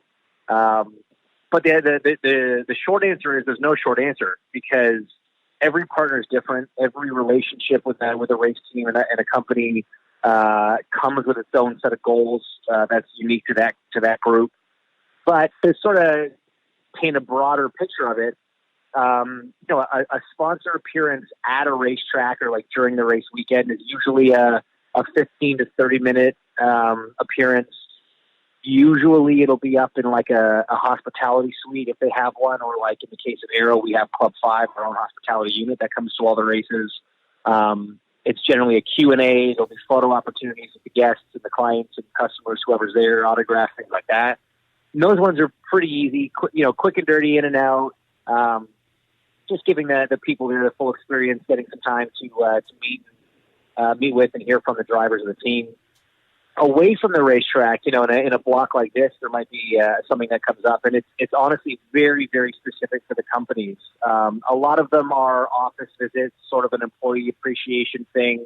You'll go out to the headquarters of a given company, maybe get a tour of a facility if they manufacture something or something like that. Bring your hinge to work day. I like the sound of that. Exactly right. Bring your hinge to work day. It's exactly what it is. We have a partner, Cypress, and they manufacture, microchips and semiconductors and all these crazy things that are in all the electronic gizmos that you use on a daily basis. And I got a tour of one of their fabrication shops, and it's just the most outrageous, like out of a sci-fi movie facility I've ever seen in my life. So I actually benefit too. I get to learn a lot about something I didn't know about something our partners do. But again, it's usually a Q&A then with some of the employees, meet and greets. We do a lot of dinners and things like that with sponsors. So it really does depend. There's a wide variety of things. I mean, if you're at Connor Daly, you get to go up in F-16s and stuff. It just depends on who your partners are. Yeah, well, hey, at least you got to go around on a Ferris wheel. That's close, but we're going to work on the big old jets for you. Our friend Kevin Frederico says, is there any series or one-off event you really want to try and win? I mean, I love to do Le Mans. I've obviously done the Daytona 24 a bunch of times now, and it's just a race that, the history behind it, just everything about that race, and everybody that's been. I've not even been as a spectator, and everybody just comes back with that same sort of feeling afterwards, and I would love to kind of knock that one off the list. Alex has been trying hard to talk me into the Baja stuff. I'm less sold on that as of right now. It's maybe a second place after Le Mans, but that's certainly one I want to try at some point. When? I don't know. That's a tougher question to answer. So what you're saying is you're a guy who wants functioning kidneys and spine. Therefore, you're a little tentative on the Baja. I'm less convinced. Yeah, I've already had some neck problems. I've already crashed a couple things and hurt my neck. I don't need to make it any worse in my old age. You'd also need to top things a bit because Rossi has the eternal hitting an SUV while flying through the air thing. I mean, I don't know what you would do to top that, but yeah, he's already kind of set the bar a little high. Yeah, he's kind of already like a celebrity in that world for what he did. And the best part was he didn't even know he hit the car. That's the best part. But he left a little note. Sorry, here's my insurance info. Please call me afterwards once he found out. All right, let's ramp down to the last handful of questions here. We're going to throw in one that's vaguely serious. Actually, I think it might have been sent in for me, but I would love to get your take on this. This is from Matthew Lewis, who says, what's happened with IndyCar and the problems on pit lane lately? Seems like many more team members and safety issues this year than I can remember.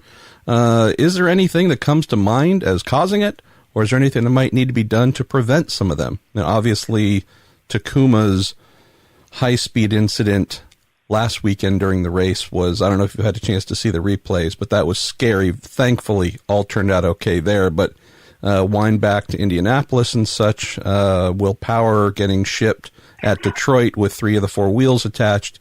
Does seem like there's a cluster here of pit lane not fun.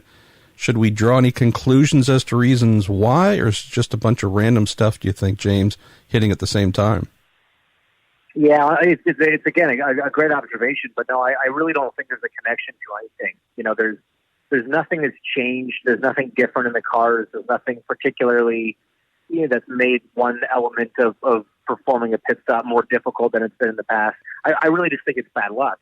Obviously we had a couple in the 500. That's generally expected in a sense because you have, a bunch of drivers that aren't running all year, a bunch of crews that aren't crewing all year. You have more people in pit lane than you have at any other event. Statistically speaking, it is more likely that something will go wrong. And obviously we saw that a couple times this year. And again, glad it was nothing more serious. But I think what we've seen is pure coincidence and just everybody trying to, maximize every tenth of a second in every element of the sport because the series is just so competitive now. Pit sequence is, as big a determining factor on the outcome of the race as anything else. And I think everybody, crews included, are just trying to literally shave every tenth of a second they can off. And like driving on the racetrack, when you're trying to find an extra tenth, occasionally you get it wrong, and there are consequences for that. Andrew Bauer, very important question here. Hinch, will you be personally, compared to impersonally, introducing Marcus Ericsson to the double bratwurst sandwich at Road America when we get there the weekend after next? If there's one thing I've learned about Marcus is that he's very much embracing the culture of U.S. food. He's willing to try anything. So I imagine he'll make his way to one of the famous brat stands. I don't know if it'll be me personally that introduces him, but I wouldn't hate to see his face when he tries it. Jerry Sudduth says, Hinch, I've always wanted to ask if you have ever met Toronto area native / baseball player extraordinaire Joey Votto. And I actually have no idea who that is. You don't know who Joey Votto is? I don't. Well, that's all right. I'll forgive you. The short answer is no, but in a crazy world of 6 degrees of separation, my dad actually knows Joey Votto's mom. No questions? No, I'm not asking any follow-up questions here. No, it's Jared Bear. So Joey Votto's mom, Mrs. Votto, I suppose, I assume, is a sommelier at a very nice restaurant that when my dad was in the working world and frequented power lunching, they got to know one another, and then, both their kids, they would, brag about their children's respective burgeoning careers. And as I was making my way up to IndyCar, he was making his way up into the majors. So we've kind of been on a similar timeline in our respective sports. Haven't crossed paths, but through 6 degrees of separation, kind of know him. I love it. Jack Homan, 2 questions for you. One very, very important. I'll let you choose which one is the most important. He says, Mayor, can you fix my parking ticket? And also says, how has Aero helped your team on the technical side? Well, the answer to the first question is simply no, because it's not in my jurisdiction, because we don't give parking tickets in Hinchtown. And secondly, this is kind of a funny response, I think. I can't tell you that. Not because I don't want to, but because Aero is an incredible partner in a lot of ways, and they have minds and resources like you wouldn't believe. And we've identified some areas that we think they have an expertise that could greatly benefit our team. But frankly, we don't want anyone else to know that, specifically what they're doing for us, because we don't want anyone else cluing in that there might be someone out there that can help them. Hinchcliffe says Aero doing a horrible job to help the team. Just wanted to clarify that little hashtag breaking. Not at all what I'm saying. No, I'm saying they're doing such a good job. Sorry. I can't even tell you about it without getting in trouble. Misunderstood. But that is cool. And again, it's not as if you guys want to mention all the ways that they're doing things, but when an IndyCar team or any team has a technical partner that can indeed help in some way, shape, or form, there's usually some pretty cool ways of lift. I mean, 7-post shaker rig, that's not in Aero's expertise, but I'm just making up random things, but are there processes, ways of analyzing what is coming off of that hadn't maybe been addressed before, or just different sets of eyes saying, that's the practice you do. Right.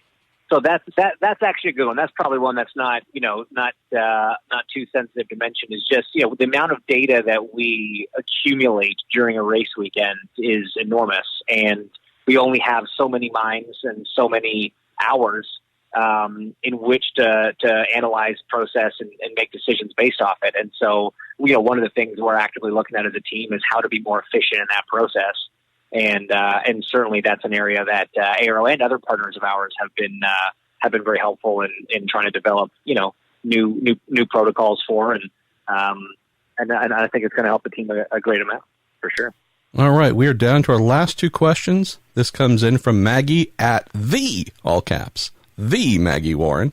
For James, how hard was it, or what was it like going from 32nd to 11th at Indy? She says, awesome drive, by the way, with 2 exclamation points, not 1, but 2. And Maggie also asks, what are you looking forward to the most as we move into the second half of the season? It was a lot of fun, Maggie. That's the short answer. Obviously that was not where we wanted to start, but it set us up for what was a very, very busy and entertaining day. It's based on the race last year. I wasn't sure, how racy it was going to get and how much progress we were going to be able to make. And so I think as a team, we were pretty thrilled that we were able to make up the spots that we did and get some good legit passes on track. And it was great. So it was, like I said, would have liked to have started and finished a little bit further up, but all things considered, we were pretty pleased. What about the second half of the season? Because that's the thing where, I've missed the last 4 races, and I'm still exhausted. And it just feels like we've done a full season by early June. And so, yeah, anyways, I can't even imagine you, who's been even busier. But what are you looking forward to the second half? Yeah, I mean, I think for me, the highlight of the second half is obviously going to be Toronto. The sort of big hitters in the season are the first race, Long Beach, the month of May, Toronto, the last race. You kind of have these milestones throughout the season. And obviously we've knocked off a couple of those ones already. And so for me, Toronto is the next big one. Really excited to get home and put on a good show for everybody at home. All right. We are going to close the show with a question from Ed Berg, who says, what is the one thing that other drivers do on the racetrack that might be legal but drives you crazy anyways? Oh, gapping. The gapping in practice and qualifying is infuriating. For a group of quote-unquote professionals, we are the most useless set of people at successfully and efficiently gapping. And some drivers think they need 14 seconds of clear track in front of them to get a lap time done. And it's the lack of consideration and it's brutal. Go ask any member of my team what's the one thing I complain about the most. It's not going to be anything to do with the car. It's not going to be anything to do with anything like that. It's going to be the gapping in practice and qualifying. And it's the worst. I don't know how we can be. I don't think you could try to be this bad at it and do a better job. Going to have to do a little callback here, just an idea, and we're probably going to have our friends at Toronto Motorsports and Roger War come up with it. But I know you said that there are no tickets in Hinchtown, but I'm thinking we might need to come up with a pad of tickets for you to hand out for exceptionally poor gapping practices to fill out and hand out to drivers on pit lane. I would run out at the first race. Brother, thank you as always for taking some time. And again, thank you so much for your generosity and kindness. And I don't know when I'm going to get to see you at a motor race next, but hopefully it's soon. And got a big hug for you. And thanks as always. Whew. Well, having just watched a rather unsightly finish to the Warriors and Raptors game, following the conversation you might have just heard with the mayor, looks like my blood leaking experiment payback is staved off for at least another game. So we'll see what happens. And don't tell him, but even if the Warriors win, I'm still going to do it because, I can't be a chicken my whole life when it comes to that. I'm not afraid of needles, though. That's the thing. Needles I'm all good with. Just that last time I gave blood, it wasn't pretty. All right. So y'all sent in a bunch of great questions for me. And although it's almost 9 o'clock, I'm going to do my best to rock and roll through them as quickly as I can. I've saved a couple of kind of opinion-y, insider-y things for the end of the conversation here, that being on the Dixon and Herta incident, and that's because I have heard a fair number of interesting things from folks who competed in the race, and I don't mean competed like crew members, I mean drivers on the racetrack. There and also Indy that I'm going to share with you. And I'm actually going to include this in a little mid-season driver thoughts and analysis piece as well. So this will be both in print and then also just in a looser format at the end. And then I'm also going to try and share a little bit of additional things that I have heard, but also heard from truly impeccable sources on some of the funding stuff as related to Harding Steinbrenner Racing. So I'll close the show with that, but we're going to kick off your questions. And as you've heard me say a couple times already, and I say every week because you guys give me awesome reasons to, I love some of the screen names folks come up with on social media.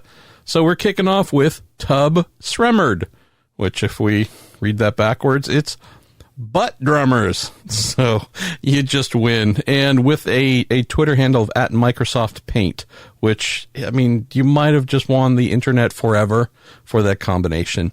For MP, why is the post-race and in stars, especially podiums, generally not covered in broadcast in the U.S., unless there happens to be time in the broadcast window. Does anyone on YouTube cover it informally, or what other options could there be for U.S. viewers to take part? Interesting question, and sounds like it's not limited to IndyCar. Yeah, I would say you have absolutely nailed it with the broadcast window. If by chance a race has very few yellows, is not really stretched lengthwise to the very end of the broadcast, I think we tend to see a little bit more celebration-y type stuff.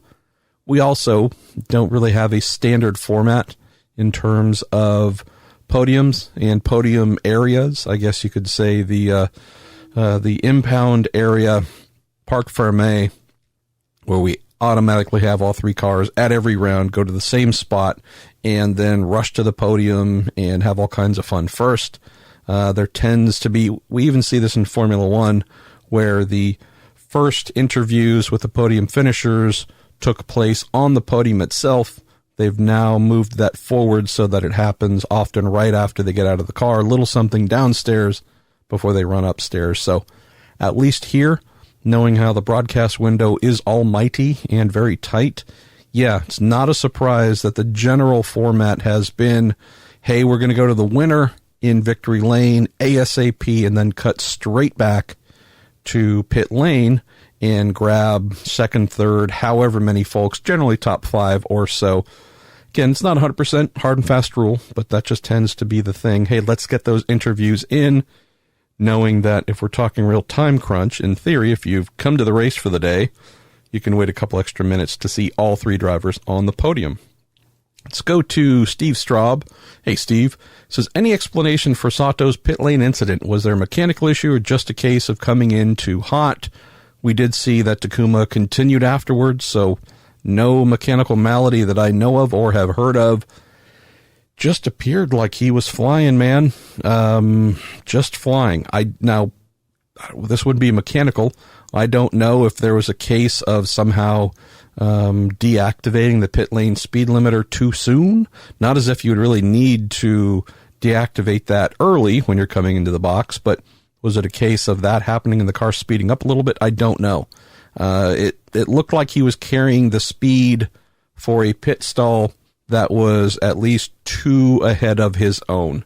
So although it didn't look too much like he misjudged where his pit stall was, just the amount of speed he was carrying was very surprising. And I don't know if you happen to then follow this or track this, Steve, in subsequent pit stops, but I saw that Graham Rahal, for example, looks like he came into his box. That might have been the next stop when the cameras caught it or the one after, but I almost wondered if he had slowed down too much, too soon, and rolled in and gave up just a little bit of time just to make sure that he was slowed down enough. It's not as if he was there to see everything that played out with Sato, knew all the reasons, and then adjusted to it, but some of the other drivers you could see were obviously not trying to give up any time, but not wanting to push the edge so far that they risked a mistake. With Takuma's, it was just so not even close. I mean, this wasn't like, oh, just misjudged it a little bit. It was, holy cow. And I don't say this to be flippant, but when your pit crew are looking like human bowling pins, yeah. So this, I'm so thankful there was nothing nasty here. And having worked in IndyCar before helmets were mandatory or even common, I remember Steve Fried, F-R-I-E-D, who at the Indy 500 was run over by his driver, exiting, physically ran over his head with the left rear wheel, which just did all kinds of damage. He was in the worst possible way. And have seen some of these instances just in my own time working in IndyCar, being on pit lane with whatever team. So even today, yeah, very scary. Just looked like, honestly, he got it extremely wrong. And we try to be as honest as we can here. I was feeling so awesome for Takuma coming into the race. I think many people wrote a story about, you're driving better than ever. And the thing that makes these comments come forth is there's been throughout his IndyCar career, at least. It's been part of his other racing in other series too, but he has had that just weird, wonky, dog'll bite you type thing out of nowhere. Happy, just curled up on your lap. Everything's as good as can be. And you're going, oh, this is the best. And then you feel that chomp on your hand and you go, where did that come from? That's been the Takuma Sato story. Running well, out of nowhere and for no particular reason, some sort of brain fade incident ruins his day. That's the thing that's been gone and gone for quite a while. Not saying he's made zero mistakes in the last year or whatever, but it's just been turned down to such a level that it's been hard not to be happy for the guy. And then, of course, when I write the story saying, but it's the best ever, and my man Robin Miller saying the same thing in one of the pre-race interviews, and, the whole time you file that story, and again, this isn't any personal thing, it's just in the back of my head, it's always like, man, I hope I don't get burned on this. I'm going to file it regardless, but and here we go, and we're mowing down people on pit lane, and you're leading the race easily, and now you're multiple laps down. So I hope, obviously, I hope we don't see it again. So thankful that the Rahal Letterman Lanigan pit crew member and members are okay, other than a highly bent and folded stop sign. I just also really hope this is the last time we see this year, because if this thing keeps cropping up, then indeed this late career change that has put that kind of weird gonna bite you out of nowhere thing that we thought was away, I just sure hope it doesn't come back, because that'd be really sad for him. Let's go to Mike Christoph, who says, Marshall, the last few years at Road America has been a bit processional. The racing has been good everywhere this season. Do you think we'll see more passing this year at my favorite track on the planet? I can't make any comment on your approach or your assessment of what Road America's offered the last couple of years, Mike. I know I don't recall thinking that or feeling that. Seemed like a lot of really hard racing. Some good strategy as well, but at the same time, maybe it's a generational thing. I don't know, but I do know that today it seems like there's an expectation for lots of passing and constant passing and just a blowout, a good old dominant butt kicking, which was kind of something that we saw more often than not during the 80s and 90s at many tracks. I'm okay with those. Now, if that's every race, we'll probably say, all right, guys, we need to fix something. But if by chance, pick whichever your favorite driver is, happens to be the one that walks away, I don't think that's the worst thing in the world. If there's hopefully still some second place, third place, fourth place action going on, if it's something where seemingly nobody can pass and there's no action, then that would be an issue. But knowing how this season has played out, place like Elkhart, where, big top-end power can certainly be very friendly when it comes to success. Right now, that sounds a heck of a lot like Chevy's sweet spot, and among the Chevys, Team Penske happens to fill that sweet spot. So at least going in, I'd be very surprised if we weren't talking about a Power Newgarden or Pagenaud win. If that's the case, then it is what it is, as our friend Juan Montoya likes to say. Steve at 3D Steve says, there was an IndyCar promo on the side-by-side NBCSN broadcast, and James Hinchcliffe was saying, I shouldn't be in control of this, at the exact same time as he was spinning out of the race live. Meaningless coincidence or jinx? Oh, it was definite jinx. Yes, I'm a firm believer, Steve, that despite spending a rumored $11 million a year on the Schmidt Peterson Motorsports team by Aero and combined sponsors, all the time spent developing the car, all the engineering, all the wind tunnel, CFD, simulation, driver in the loop stuff, everything possible, training and fitness, and you name it, all the things that go into trying to win a race. I am a definite believer that an ill-timed commercial could absolutely ruin a guy's day. So I would just, So what that means, friends, if there's a driver you don't like, need to take up a collection to run a really negative commercial to get them knocked out of the race whenever you feel is the right timing. So a little bit of insider info there I can share with you. Let's go to Mike Markham, who says, what would you recommend for someone looking to break into racing and PR or marketing possibly? I have a media and live events background. Awesome question, Mike. Fortunately, unfortunately, I can't speak to the exact nature of what you want to do because, although I shouldn't lie. Not as if I was going to lie. I shouldn't say that completely. I have done PR for teams, not in IndyCar, in sports car, more in the lower rungs and more on the down low, just as an additional job to do writing, press releases and such. Haven't done that for a number of years now, but regardless, I've done that. Did have to do a little bit of guerrilla marketing back when I was team managering-ish type stuff in some of the smaller IndyCar teams that I worked with. But really, I would say when it comes to public relations or marketing, knowing you've sent this in to our IndyCar show, my best suggestion would be to do the really basic thing of send some of the team's PR reps some inquiries. Keep in mind that, hi, I'd like to have your job. Yeah, that might not be the way of publicly relating, but not sure how old you are. Obviously don't know your background experience-wise, but offering to intern, asking if there are things within your expertise that could be of value. I would not hesitate from doing something as simple and as direct as that.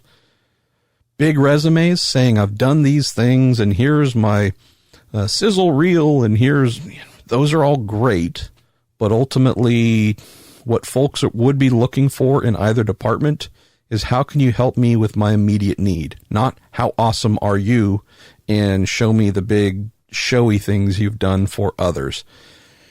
So if this is indeed something that you want to do for a living, in most instances, IndyCar teams and the junior Formula teams on the road to Indy presented by Cooper Tires, they have direct employees. They hire someone and they do the work for them. In some instances, there are a few public relation houses. Our super good friend of the show and just good personal friend, that being the man from Norway, Anders Krohn. He and Johnny Baker co-own the Co-Force outfit, and they subcontract. They hire themselves out to do PR for teams, for series, you name it. There's a lot of good folks from Co-Force working in the IndyCar / open wheel paddock, doing a variety of things for a variety of entities. And again, not knowing your full background, Mike, you could reach out to someone like them. The Sunday Management Group, that's owned by another friend, Matt Cleary. They look after the Shank team and Jack Harvey and do a few other things with a few other racing series as their official agency. So again, in some directions, you're looking at, hi, how can I help? Knowing that you are the direct employee of a team here, and I'm not trying to replace you. I'm wanting to know how I can complement or help would be the direction. And in some others, it would be, hey, I see that you're a team of PR reps and marketing experts. Is there something that I can do for you for one of your clients? Those would be the two routes that come to mind. And social media is a really, really effective way of connecting instantly with folks. Something in terms of a direct message or just a straight up tweet, something on Facebook or otherwise, might not be a bad way of making sure that there is a connection there instead of just a random email sent in to some generic contact page.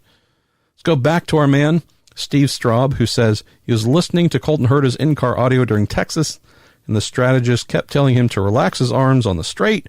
Was he having physical issues, or were they trying to prevent scrubbing speed on the straightaway? I don't know, Steve, because I didn't hear that, and I just honestly have not had time to chase down minutia like this.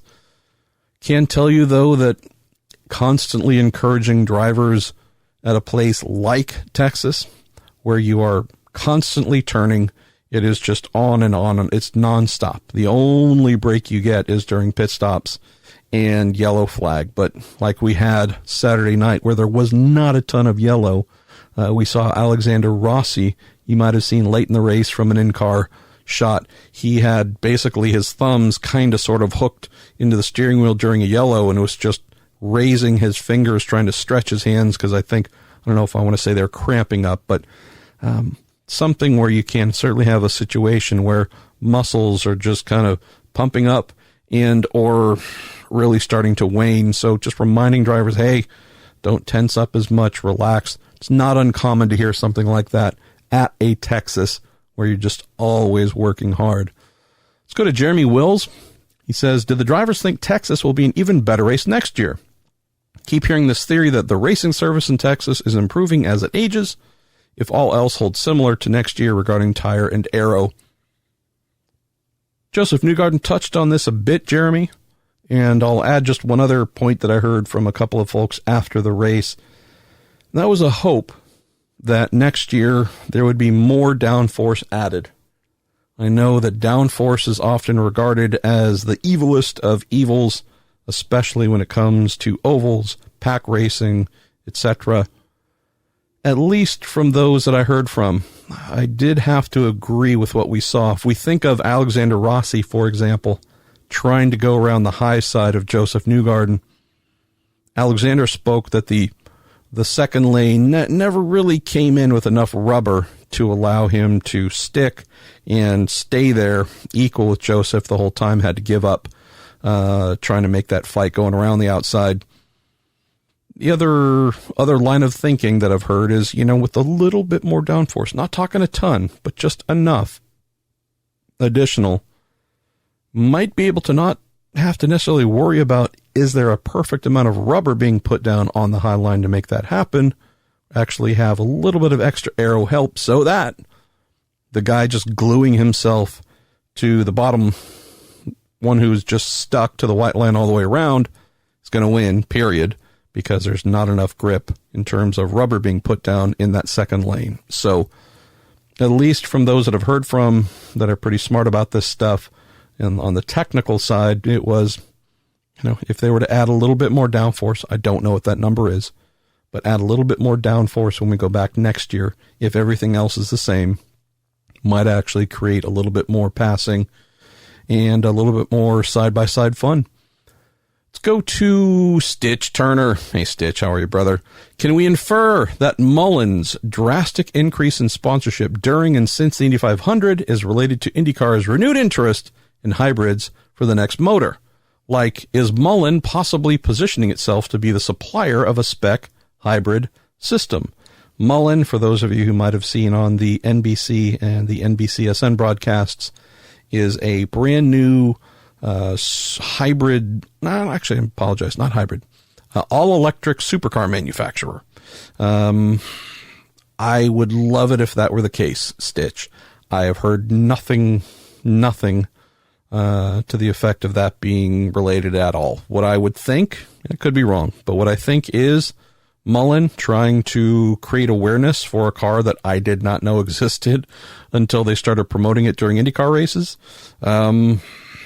Knowing that this is NBC/NBCSN's first full year as an advertiser for IndyCar, they might have been able to get some advertising rates that are a little bit more favorable, since there isn't exactly a full benchmark to know in terms of delivery of ratings and such. So a little bit of a guess there, but that was the thing that came to mind of, big presence during these IndyCar broadcasts by a company I hadn't really heard of.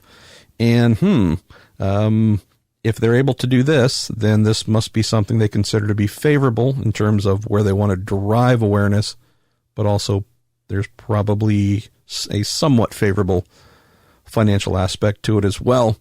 Joe Izzo says, has Alexander Rossi matured in collecting points by finishing second and not pressing the Penske cars too hard? Or does he just not want to upset his new boss starting next year? Thanks, Joe. I love this. Inferring that Rossi is already signed and headed to Roger Penske's team next year. Last thing that I heard very recently within the last week is that no decision has been made on where he will go in terms of signing anything or personal decision. I believe that's an accurate thing that's been said that I've heard from someone who is pretty darn good at knowing these things. Would definitely say that in every instance where Rossi has finished second, whether it's to a Penske car or not, if he could have finished first, he would. And this is part of the kind of halfway point driver thoughts and whatnot piece. Rossi, I have not seen this level of frustration within him, just week in, week out, it coming out, but also him handling that in such an impressive way. You can see the frustration is just building within him and building more and more. Yeah, that is not a child that is geared to finish second and think, all right, well, that was good. That's going to help in the long run. He knows that it will, understands that fully, understands the Dario Franchitti, the Scott Dixons, the others who, when they won, when they could win, they won. And when they couldn't, they maximized their points. That's why they earned so many titles. Rossi gets that 100%. There's still just nothing within him that's going to go home and say, oh, yeah, P3, P2, woohoo. Absolute opposite. And I love that about the guy. So, but yeah, I do love your point about not wanting to upset his new boss. I've said this before, said it a couple times. Robin said it as well. I really hope he stays at Andretti. I really hope that the big talent vacuum that is Team Penske does not hoover up yet another top-line driver, knowing that they have a couple on the books already who are certainly delivering for them. So let's go to Lori Carter, who says, why doesn't IndyCar race at Montreal? Is it money-related, or is the track not interested? Well, the awesome thing about where IndyCar races, Lori, is if someone is willing to pay them to be there, they turn up. Where they do not race, it's a case of there not being a business reason to be there. So in terms of how IndyCar chooses where to race, they certainly explore a lot of options, have tracks reach out to them. Sometimes they might think, hey, going back to this track, like they did at Phoenix. That was an experiment, didn't work out, but that was an idea they had. Worked something up with the folks at what's now called ISM Raceway in Phoenix. And I don't know the money behind it, whether it was a rev share or co-promotion share, however they worked it up. But essentially, IndyCar doesn't just go to a place for fun. It usually tends to start out with a track saying, hey, if we were to have you here, what would it cost? What's the sanction fee? Is this a place where you think you could actually take root, et cetera, et cetera? So I don't know if it's a case of the Circuit Gilles Villeneuve not being interested in IndyCar. There's obviously the ongoing belief that there's a Formula One block, that there's some sort of contractual thing stating that there can be no opposition to what they do there from a similar open wheel series. We hear that all the time about COTA. Obviously, IndyCar just raced at COTA. I would have to believe that if there was money to put behind this, a second Canadian race, this being in French Canada, I have to believe it'd be fairly popular because other ones, Mont Tremblant, etc., have been pretty darn good in the past. And obviously, if we talk just Champ Car as well, Champ Car has a history at the Montreal circuit too. So I haven't been there since I think 2000, engineering Atlantic, I think 2 Atlantic cars. So yeah, it's been a long time since I've been there, but absolutely loved it. So yeah, Lori, I hope someone makes it happen. Let's go to Jonathan at F1Freak224. Any updates on new manufacturers coming in? Are the new rules being pushed back a year? Seems like we get this one on almost a weekly basis, so apologize for ripping through this one quickly, Jonathan, but no and no. With IndyCar's new engine formula set to debut in 2021, we are kind of coming up, as I mentioned last week, on a window here that if someone's going to come on board, they don't want to wait too many more months before officially deciding to do so. So we're in the kind of the sweet spot here from, call it June to September-ish, October at most. If someone's going to come in 21, they're going to want to make that decision, sign off on it, and off we go. rules being pushed back a year. There was a consideration of doing that. I know that when it looked like Porsche might be coming in, there was a very real chance that I've heard of the rules being pushed back to 2022 to align with Porsche's internal racing calendar. But since that, at least to my knowledge, is no longer on the plate with Porsche, 2021, I do believe is still a go.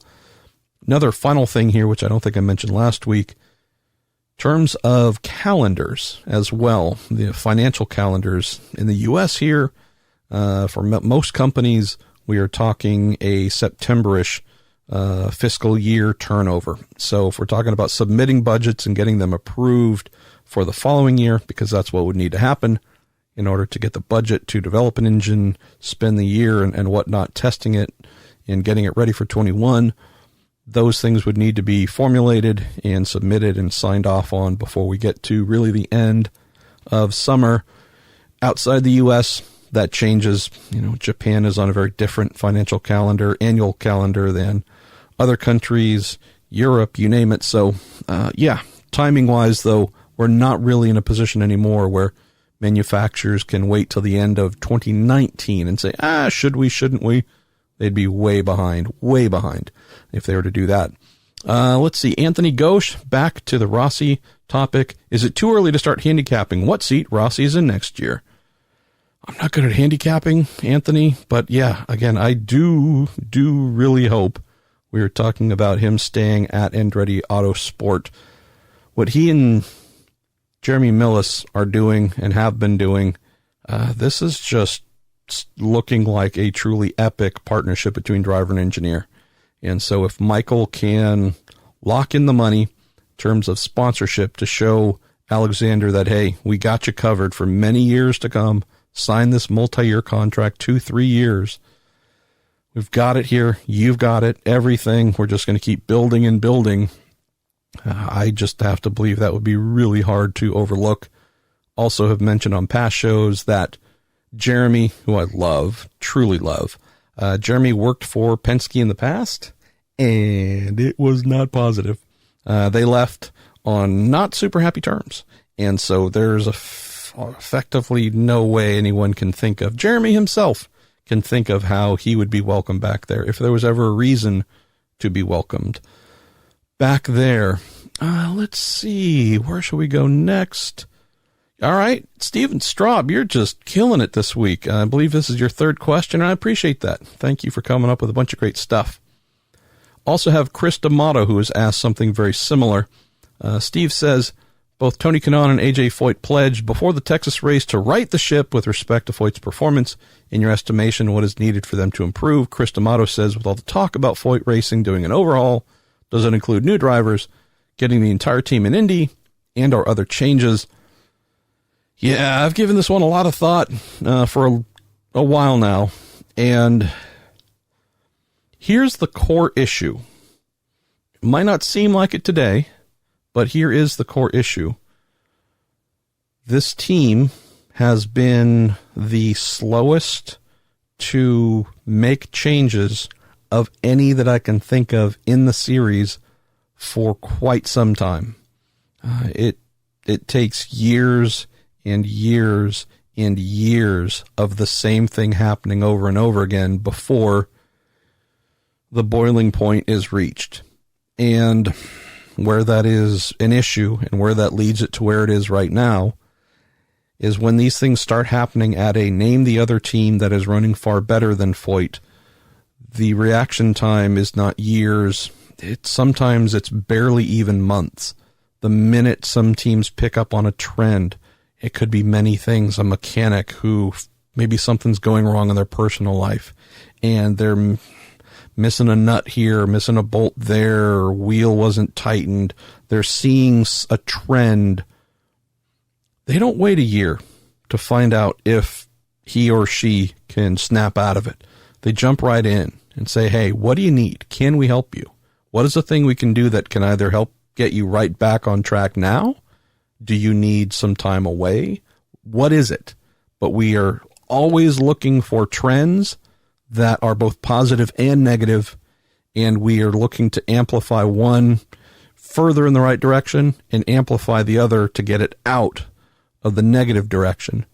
And to the Foyt team's credit, they hired Scott Harner this year, which I've mentioned a few times, probably the most impactful thing they have done in I don't know how long, because Scott is someone that a lot of people want to work for.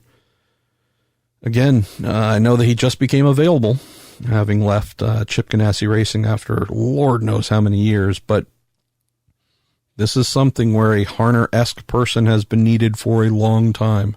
Not just someone who's very good at their job in being a manager, but someone that can actually attract people to come to work for them. The type of people that make other teams win or be the best in their discipline.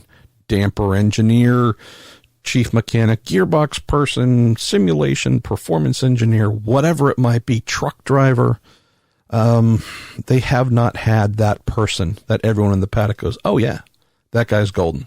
I trust him. I'm going to be there. They made a change, year and a half ago when Tony Kanaan came on board. His good friend, longtime race engineer, Eric Cowden, came in, technical director as well.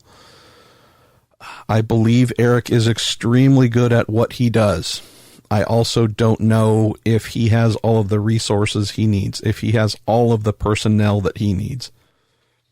Just paint another picture here, both for you, Steve, and you, Chris, and those who are interested and, like myself, really want to see Tony Kanaan, Matthias Lace, Larry Foyt, AJ Foyt, all these folks succeed. If you have a situation where someone like an Eric Cowden, who is a race-winning engineer, championship-winning engineer, someone who is extremely good at what he does, if he is stepping into a situation like AJ Foyt Racing, which has been at the bottom for years, if they're at the bottom, it means they're behind. Not just behind on, lap time, but they are behind developmentally. They're so far behind other teams on all the things, again, behind the scenes, performance-related development items that make one car faster than the other. I realized that the AJ Foyt Racing team might not be the wealthiest in the paddock. I don't honestly know how much ABC Supply is spending, but we thank them for their continued support of the team. But no matter how talented an Eric Cowden might be, the only way you're going to accelerate yourself out of being way the heck behind and move forward on the grid, jump up a level, up another level, up another level. You've caught and passed, pick the team. Dale Coyne Racing, anyways, teams that are good but not always up front. Name some of these teams. A Meyer Shank could be one of them. Look at some of the other, entrants where you go, okay, can we leapfrog them? A Harding Steinbrenner team, an Ed Carpenter Racing, we can work down the list, but some of these teams you go, they're not a part of the big three. They're very good, but they're not part of the big three. How can we get ahead of them? The only way you do that is by over provisioning. It's like starting, I know I use houses and building examples probably too often, but it is very much the same type of dynamic. Hey, if we are getting a very late start on building our house and we have a need to catch up, absolutely get way super caught up on a timeline that we're falling behind on, you're not going to do that with the normal amount of crew. The normal amount of folks that you would bring to build a house, you're not going to catch up on your timeline unless either they work 24 hours a day or, more importantly, you bring in 2 of everybody or 3 of everybody in each role. You've got twice, 3 times the amount of electricians needed and flooring and this's and that's. It's the only way you are going to get caught up. Very much the same situation here with a Foyt Racing and an Eric Cowden, for example. Whatever skills Eric has, unless he is just overflowing with engineering support and a lot of people to rip through everything that the team has done, pick apart the things that are just silly, and no, I don't care how you've done that before. We're no longer doing it this way. Unless you are just overwhelming Eric with support, contract support, some really high-level folks, in all the areas that make a race car fast, then it's really hard to expect a team like AJ Foyt Racing to get ahead of their rivals. And so, at least from what I have seen, and I always reserve the fact that I could be wrong and I might be missing some things, I have not seen an abundance of engineers truly treating this like a science project where you go, man, there's a lot of PhDs on the timing stand or back in the garage or in the shop or up in the engineering office. It's just all hands on deck. What do we have to do to dig ourselves out of this? You know, that's you got to build your way out. And if you're trying to do it with the same amount of staff as everyone else, maybe even less, you're just always going to be stuck at the bottom. So if I'm looking at ways of doing things to help dig out of this, yeah, I mean, could you find someone that might change a wheel 0.2 of a second faster? Sure, I'm sure you could. Is there someone who could knock a few tenths off of refueling time by plugging in a little fast? Again, there's some really little minute things, I'm sure. You know, there's always someone better you can hire in every position. But really, where they are struggling is on the stopwatch. And the people that give you happier results on the stopwatch, they aren't cheap. They aren't necessarily in the paddock right now. There's another thought that I've had here, guys, which is, you know, there were some very talented folks who came in for the Indy 500 just for the month of May. I mean, in the last couple of races, we've had 22 cars in the field. There are obviously 36 that showed up for the 500, 33 that made the race. Some of the folks that were used are, you know, existing employees of a team that added a additional car or 2 additional cars. But in some cases, there are folks who were hired strictly, just freelancers that came in for the month of May. And so there are some very good folks, both race engineer, assistant engineer, performance engineers, etc. engineers, that if you really do want to try and over provision, look at ways to do things better and dig yourself out, that is the main thing that comes to mind in hearing AJ and TK say, we're going to do whatever we need to get out of this. Neil Joseph, I love your question and thank you. Marshall, any idea why the LED panels just showed the car numbers at Texas? Are there issues again? I think I'm going to start a IndyCar LEDissues.com site where folks can not only send in their questions, but hopefully commiserate. Because, and I'm not saying this in any negative way towards you, Neil, there's just so many of these questions that come in on a weekly basis that it just keeps making me think that we're never going to find a place where the damn panels, no matter who makes them, no matter anything, it just seems like it's a constant thing. So I don't know, Neil. I noticed the same thing. It seemed a little bit weird. I don't know, man. Maybe this is just, you hear it in my voice. I'm giving up a little bit. Let's go to John Hankins, who I believe is Stitch Turner as well. Says, I was at Texas this weekend. Miss seeing you there. Had a great time. However, I know the drivers hate it. It's a touchy subject with some fans, but I miss a high downforce. 3 and 4 wide out of turn 4. Do you think they'll ever go back to that? At least on the only high bank super speedway on the schedule. I do not, John. I just don't see ever getting back to that point where the cars are so glued they can't get away from one another. So a little bit more, as I mentioned just a moment ago, but I don't see them moving beyond that. John also mentions, Marshall, for those who want to call Max Chilton a chicken for not running the ovals, do they ever consider Ed Carpenter a chicken for not wanting to run the claustrophobic concrete valleys with little to no runoff space at Long Beach or Detroit? Those people need to get over themselves.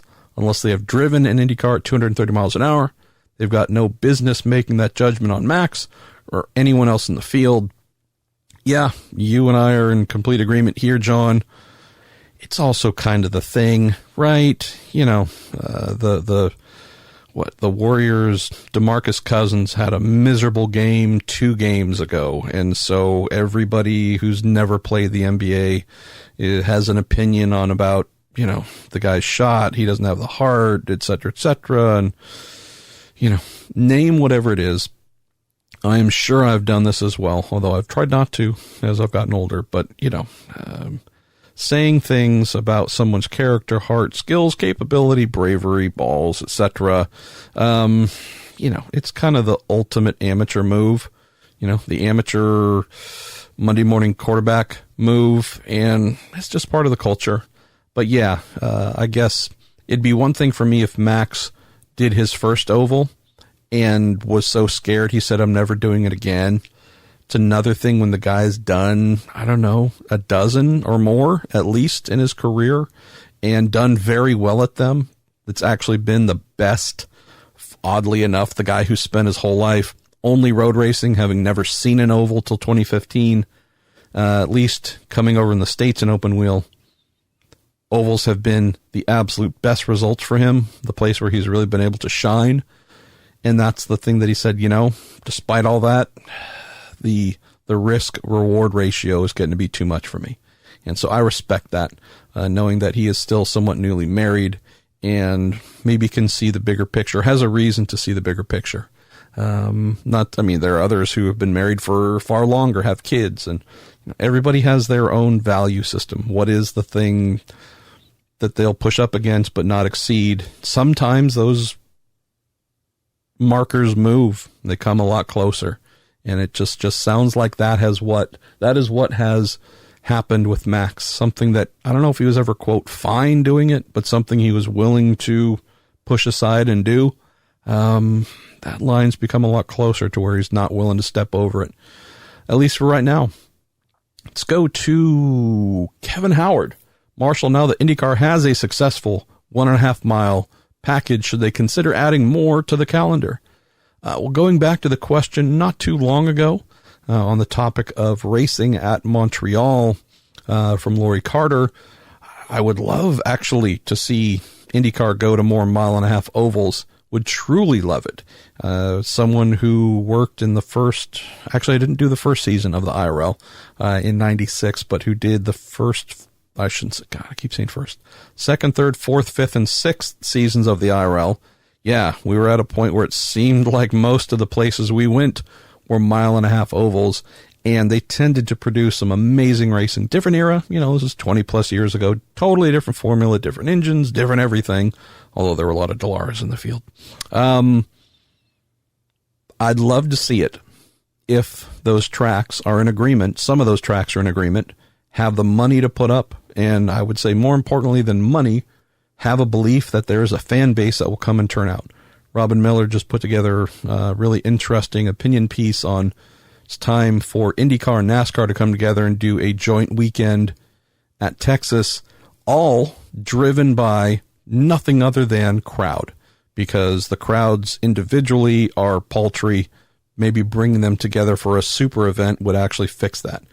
If there's no fans in the grandstands like we saw at Phoenix, then no, there'd be no reason to go to a whatever, Kentucky or here or there.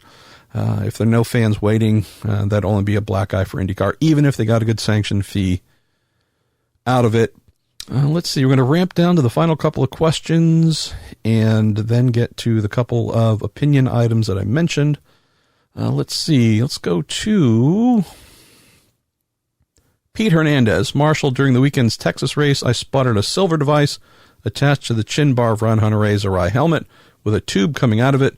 I think it was also present at the Detroit rounds. Did I notice it as well? If so, any idea what it is? I did spot it at Texas, not at Detroit. My guess, and it's purely a guess, is that it was some form of drink bottle connection. I did see with drivers with some other helmets, they had a little more, crude ways of getting the drink tube in, just kind of jabbing it through one of the little mesh spots meant to flow air in. So that's my guess. And I haven't had a chance to reach out to Mr. Hunter-Reay, but I will do that here. Hopefully, remember to and find out or confirm that's what it was. Let's see, what else can we go to here? Kevin Frederico says, Marshall, if IndyCar is going to most likely stay with Dallara for the foreseeable future, can we hope that Red Bull and Adrian Newey will be the ones to do design and Dallara would be the ones commissioned to only build it? And he says, since Red Bull's already building the aero screen, might as well do the next generation car. Well, we can hope. and I'm just using your words, we can hope that Red Bull and Adrian Newey would do the next IndyCar. I would doubt it very highly. And honestly, how's this? I would love to see them engaged. The Red Bull Advanced Technology, I believe, is RBAT. That's the company that is doing the aeroscreen design, not manufacturing though, at least according to the IndyCar series. But what I would love to see, Kevin, if we're going to use your idea here, is for Dallara and Red Bull to collaborate. And the reason being is, although Red Bull designs them some fantastic cars, led by the amazing Adrian Newey, one of my longtime heroes, they have no experience whatsoever in modern IndyCar safety and performance needs. Adrian, obviously, with amazing engineering and design background in the 80s with the March chassis, definitely has IndyCar experience, but we're talking an era where these cars were made out of honeycomb aluminum. And in some cases, there was more than just March in the field, but would have a carbon fiber the upper half, the upper shell of the car, the tub itself was carbon, but the bottom was aluminum. Also had the driver's wheels ahead of the front axles, et cetera, et cetera. So not as if Adrian is incapable of designing an amazing Indy car, but although they take heat, and I sometimes throw a little heat their way, our friends at Dallara, and they are genuinely friends, have the kind of knowledge and experience related specifically to the 5 unique types of tracks that IndyCar visits: the short oval, call them intermediate speedway, the 1.5 mile circuit at Texas, the super speedways, the proper big ones, 2 mile plus road courses and street courses. There is nobody better or that knows more in the world about these needs in 2019, 21, 23, any whatever today and in the years to come than Dallara. They know all the loads, all the needs, all the crash information, all the everything. And so I do like the idea, knowing that the DW12 was definitely a donkey upon its introduction. Having lived through that, along with many others, Kev, I do recall what an unhappy new vehicle that was received by so many folks in the paddock, drivers as well. It's come a long way. There's been I can't think of a single spec vehicle, one model that has gone through so many iterations throughout its lifespan to get it to a place where everyone's pretty darn happy with what it is. But it was so far from that in the beginning in 2012 that, there is still for me that feeling of, there is no one better than Dallara knowledge-wise, experience-wise, safety-wise, all these things, but I wouldn't mind if Red Bull and Adrian were involved somehow, maybe even just to make it a little prettier from the outset, knowing how it's taken so long to get it to that place with the Universal Aero Kit. But this is a great idea, Kev. I wouldn't hand it off to them altogether, but I would certainly love to see the two work together. Another Red Bull-related question from our pal Buddy Campbell. He says, Red Bull is in pretty much every major series in the world. Do they just not see any value in IndyCar? They did in Champ Car. And did Eddie Cheever burn the bridge so bad that they won't come back to Indy? Eddie Cheever and burning bridges. I'm going to leave that one alone.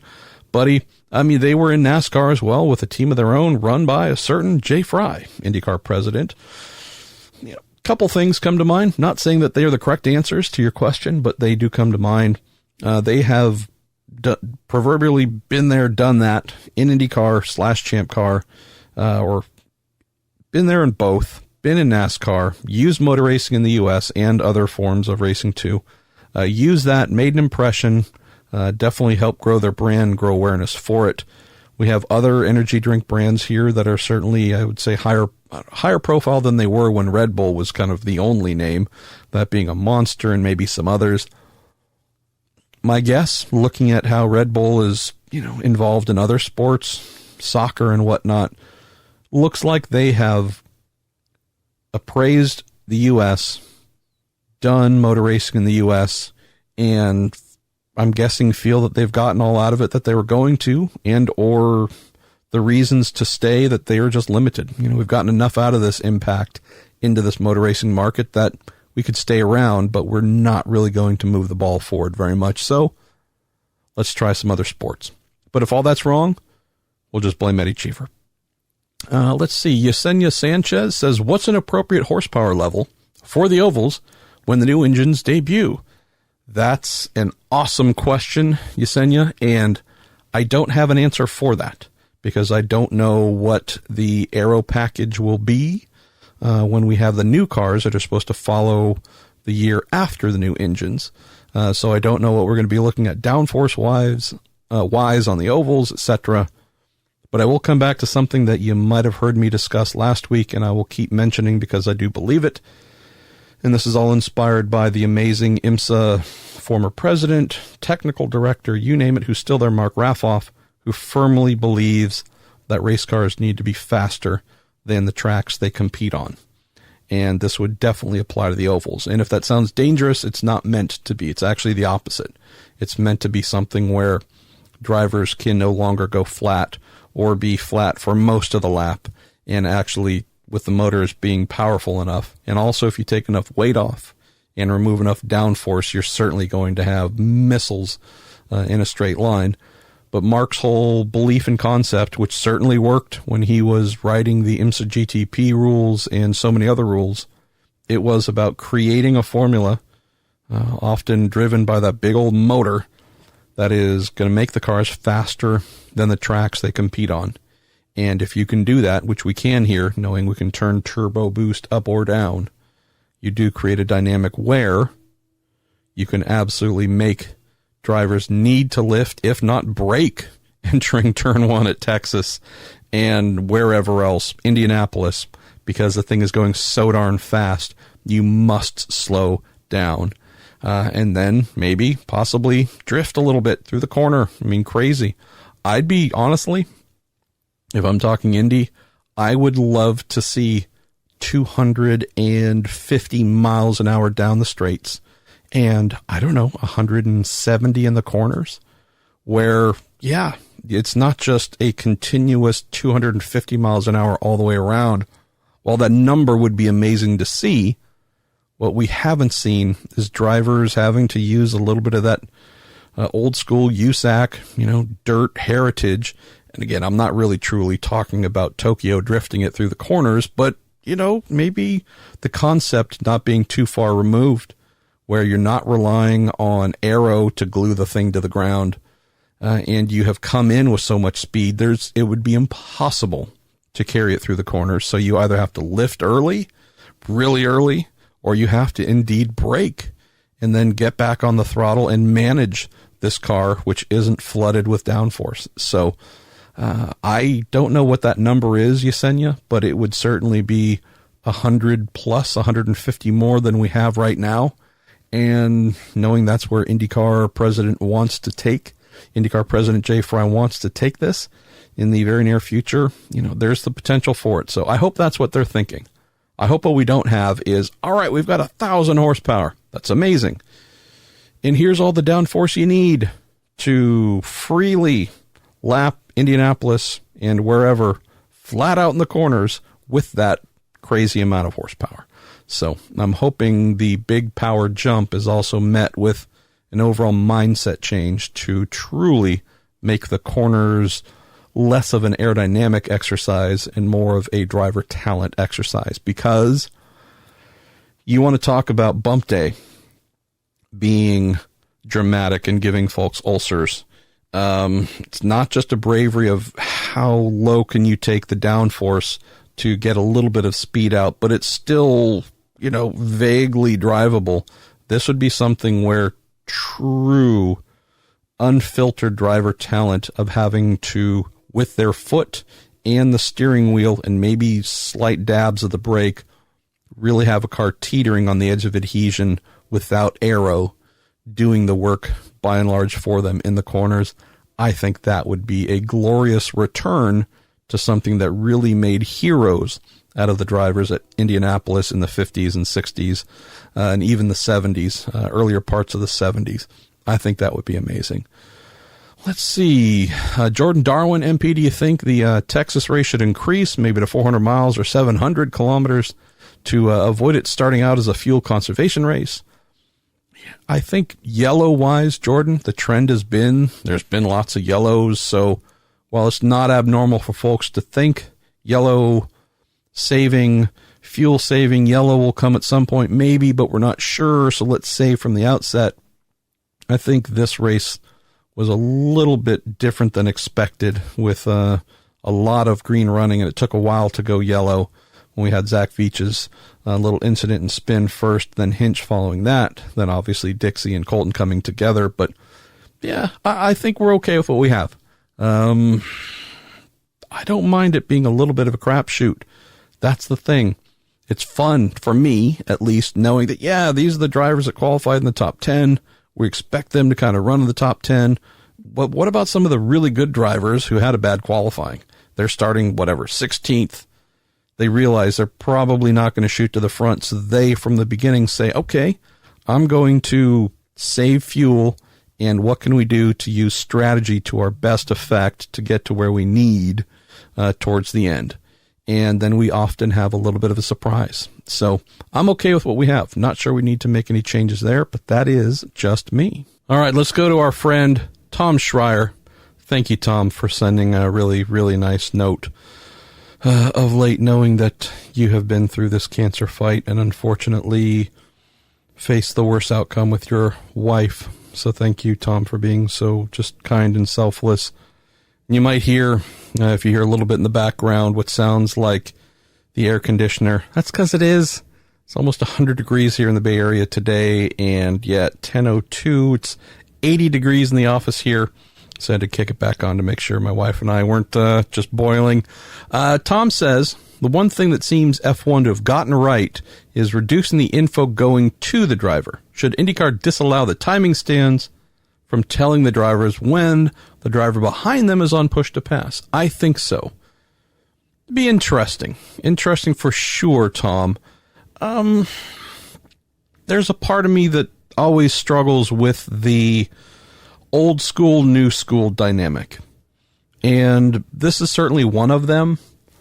Really, we, as everybody knows, by checking our mobile phones 923 times a day, I mean, we're always seeking, always looking for information, whether it is truly filling our brains with knowledge or just something to amuse ourselves or to distract ourselves.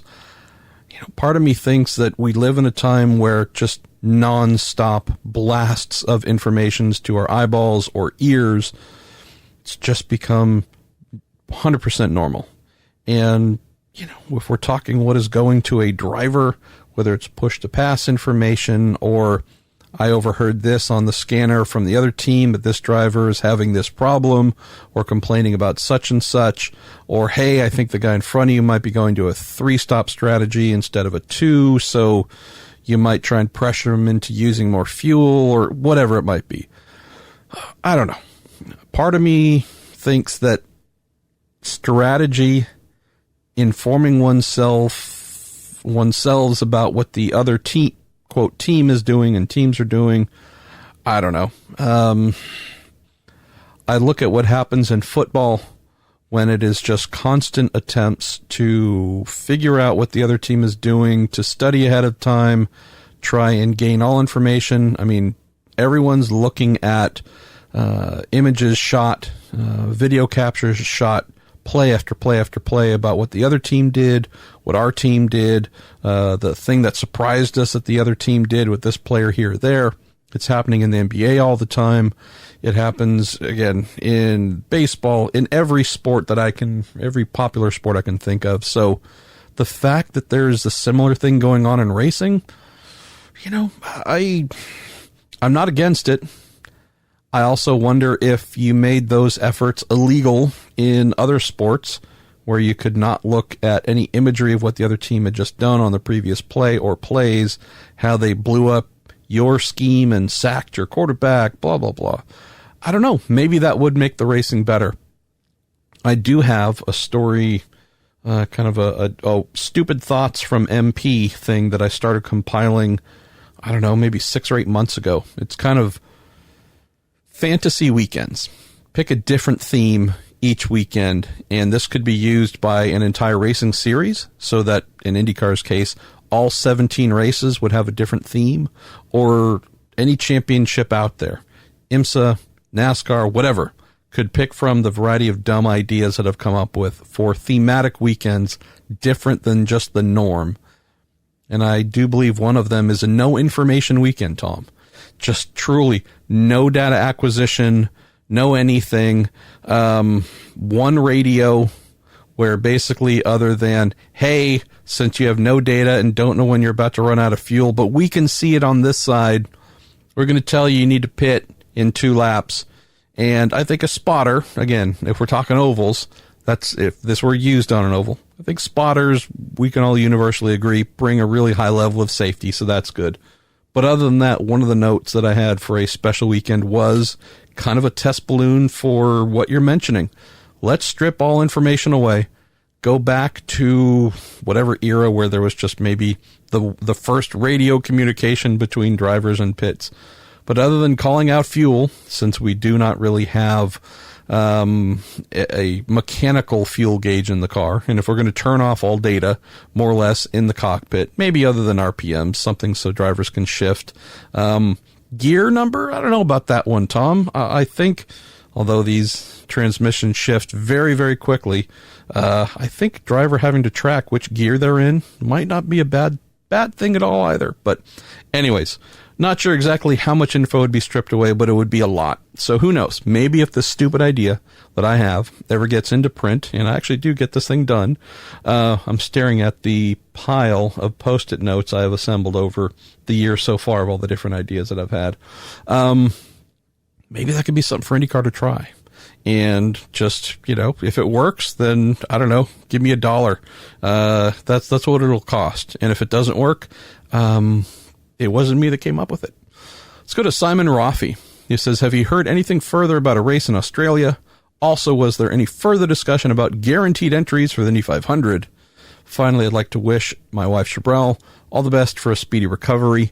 Simon, I need to check in. I'm long overdue to check in with Jay Fry and Mark Miles on Australia and many other things. Haven't heard anything through the proverbial grapevines about that being close to happening, but I hope that there is something positive. At least it's not totally dead.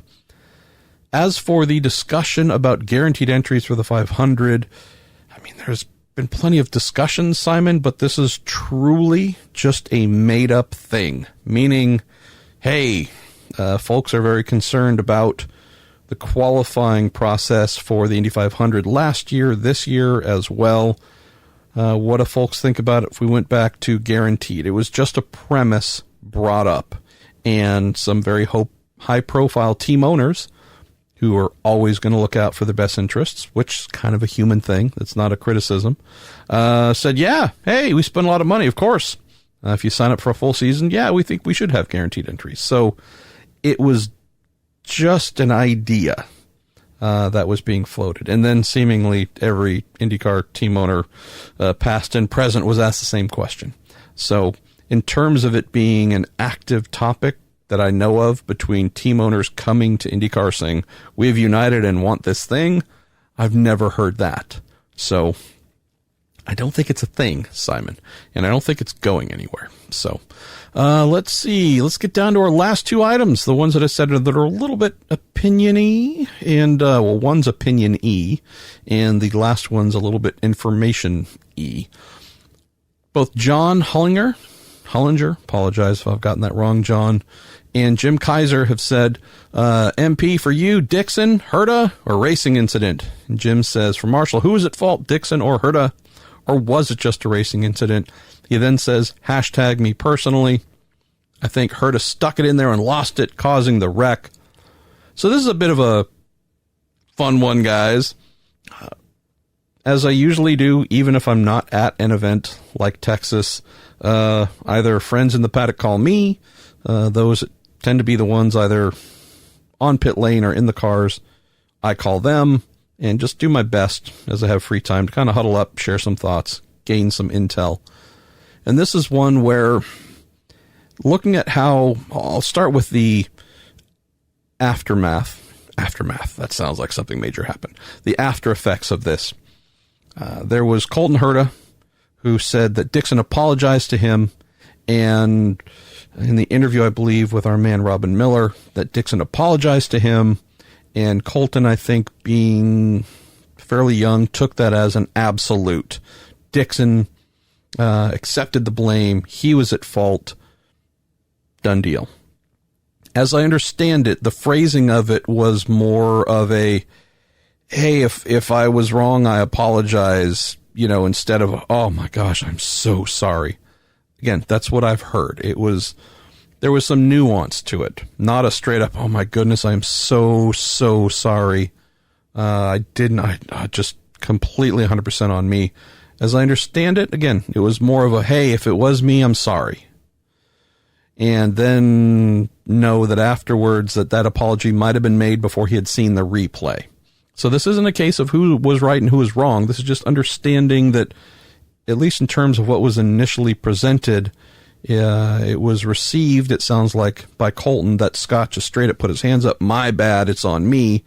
In reality, Scott had not seen the replay and had kind of phrased it in a, if it was me, hey, my bad kind of thing. Then after seeing the replay, pretty strong belief I've heard behind the scenes that no, that wasn't on me.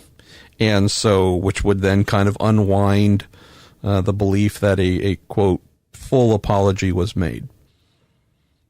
So looking at the incident itself, what I saw in watching not only the replays, but also slow motion a bit, some of this is meaningless, some of it isn't. It looked to me like Colton, after regaining, I believe he regained some semblance of control over the car. He said he didn't. So again, I'm not claiming to know more than him. I'm just saying, in watching the video, him stuffing it down on the inside in turn 3 after Dixon made a really aggressive move to block him and prevent that. That was, we've all seen that before. If you've watched Texas in recent years, that going into turn 3, drivers really try and fight to close that inside lane to prevent the person who has more momentum from going down the inside. Doesn't mean that move is correct, the blocking and moving over. Not at all. I would say that, again, in slow motion, keeping in mind they're doing 210, however many miles an hour, in slow motion, even at the time and at full speed, it was harsh. That was a hard move to try and discourage Herta from going down the inside. I don't put there's no blame to throw at Colton. Scott made a really hard move. Where, again, watching it, especially some of the replays and then looking at it in slow motion, it looked like externally that he was obviously moved down below the white line. There was a moment of instability. It looked like he regained stability, and then it looked like he tracked up a little bit. Then it was kind of the right front of Colton's car hitting the left rear of Dixon's car. Colton says there was no moment of stability, and if that's the case, then what I saw and interpreted as a semblance, a regaining of control, was just an in-between phase of initial loss and then full loss. So, not questioning him, I wasn't in the car, and I've never known that kid to be a liar. He's been straight honest in all the interactions I've had with him. So, if you trace it back, you could say, without a doubt, Dixon was very hard entering the corner, overly hard, I would say, and Colton decided to not be dissuaded by that and kept pushing. I'd say they also, with the timing of how everything worked out, would have been a little bit hard for him to just truly back all the way out, uninsert himself completely, and the two go on unaffected. I don't know if that's 100% correct, but just as I saw it, this was creating a very hard scenario for Colton to deal with. And then we had the outcome of the two of them crashing. And then a very apparent misunderstanding that one driver took the blame. And then, nuance possibly being lost. And then afterwards, that driver saying, yeah, no, that wasn't that. I'm not owning that one. Regardless, this is my overriding thought on this specific incident. And then I want to get to the opinion and or sharing a little bit of info here that I'm going to write about as well. If you have watched the Texas race, I'm going to throw it down deep inside turn 3 maneuver. That's the thing that happens before just about every single crash in turn 3. So historically, if you've never raced an IndyCar, but you have watched this race, just sitting at home, you don't have to even be at the track, just sitting at home, if you've watched the last 3, 4, however many Texas 600-kilometer IndyCar races, so often the cars coming together and crashing in turn 3 is because of this exact type of move being attempted. I'm going to dive down the inside going into turn 3. I don't know if this is something that Colton has watched numerous events and thought that he could be the guy to pull it off. I don't know if he's never, watched the past events and really tried to analyze and see if there's a trend in who crashes where. I can't speak to any of that. I just know that when I saw Dixon try and block and Colton continue moving, although again, I know it didn't look like he could very easily extricate himself. My first thought was, this is the one guaranteed thing to bring out a yellow at this track, because I'm going to be really aggressive trying to go inside as we get pretty darn close to turn 3. It just seemingly never works out in anyone's favor. Not saying it's never happened successfully. Of course, that pass has worked and cars have gotten away clean. Just saying that if we're talking yellows involving 2 cars coming together at Texas, this is kind of the go-to move. And so, although you can't really strip who did what and where, Dixon being at fault for being too aggressive and so on, this is just the formula where I'm saying if there's, whether it's lap 1 of 248 or even the final lap, that's been proven to not be the move, just based on the high rate of contact and crashes. So I'm not holding this against Colton, like, boy, he's a dummy and he just knew a crash was going to happen. Not at all. This is just one of those things that, as I saw it taking place, said, oh man, not here, not now. This never works out. Man, Colton has been the bravest guy all day long, and here's more of this bravery. I don't know if I had it as it was about to happen and happening, but there was also a little bit of a thought of, I wonder if Dixon was being so hard on him because he was trying to prevent such an accident from happening. If we go back to the Day at Indy episode we did with Santino Ferrucci right after the Monday practice, the final long form practice session of race week, and him talking about how Elio Castroneves, 3-time Indy 500 winner, was actually blocking him a little bit, not letting him get by in certain places, because as Santino received it, I was trying to do the wrong things to get by him, and what he then did following him the next couple of laps was show me, basically set things up the right way, trying to show me not just where to pass him, but how to pass him so we both get out of here cleanly. That flashed through my head as well. I don't know if it's accurate or not, but part of me was thinking that as well. Is Dixon just being really hard and dickish, blocking into turn 3 for no reason? Or was there a, nah, kid, come on, this never works out, don't try this, boom. I don't know if that had anything to do with anything, but it did flash through my head. The last thing I'll mention here, and this is what I'm going to include in my mid-season driver thoughts and whatnot, the column that my good pal and colleague Robin Miller wrote about after the race about Colton being the star of the show despite being a DNF, a did not finish. No question. That kid is Fear has never met Colton Herta. It's amazing. That kid loves the stuff that tends to scare other people. Yeah, I know that I'm turning right to catch oversteer, entering turn 1 on an oval. This is all lefts, but I'm turning right, turn 1, turn 2, wherever. I mean, we saw him doing it at Indy. We've seen him do it here now, his second IndyCar oval. It's amazing. It truly, there's nothing but praise being said here. I also need to be really honest in telling you that he scares the hell out of some of IndyCar's veterans.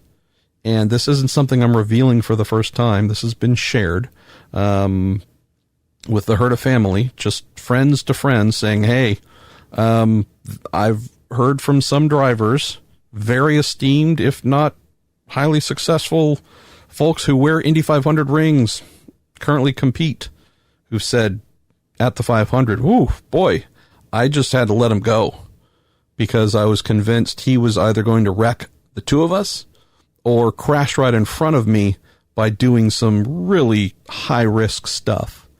And I didn't want to get caught up in it. And heard a similar account after the Texas race of, ooh, all right, I just had to let him go because I got run down below the white line myself. And for my own preservation, decided it was better to just let him have the spot.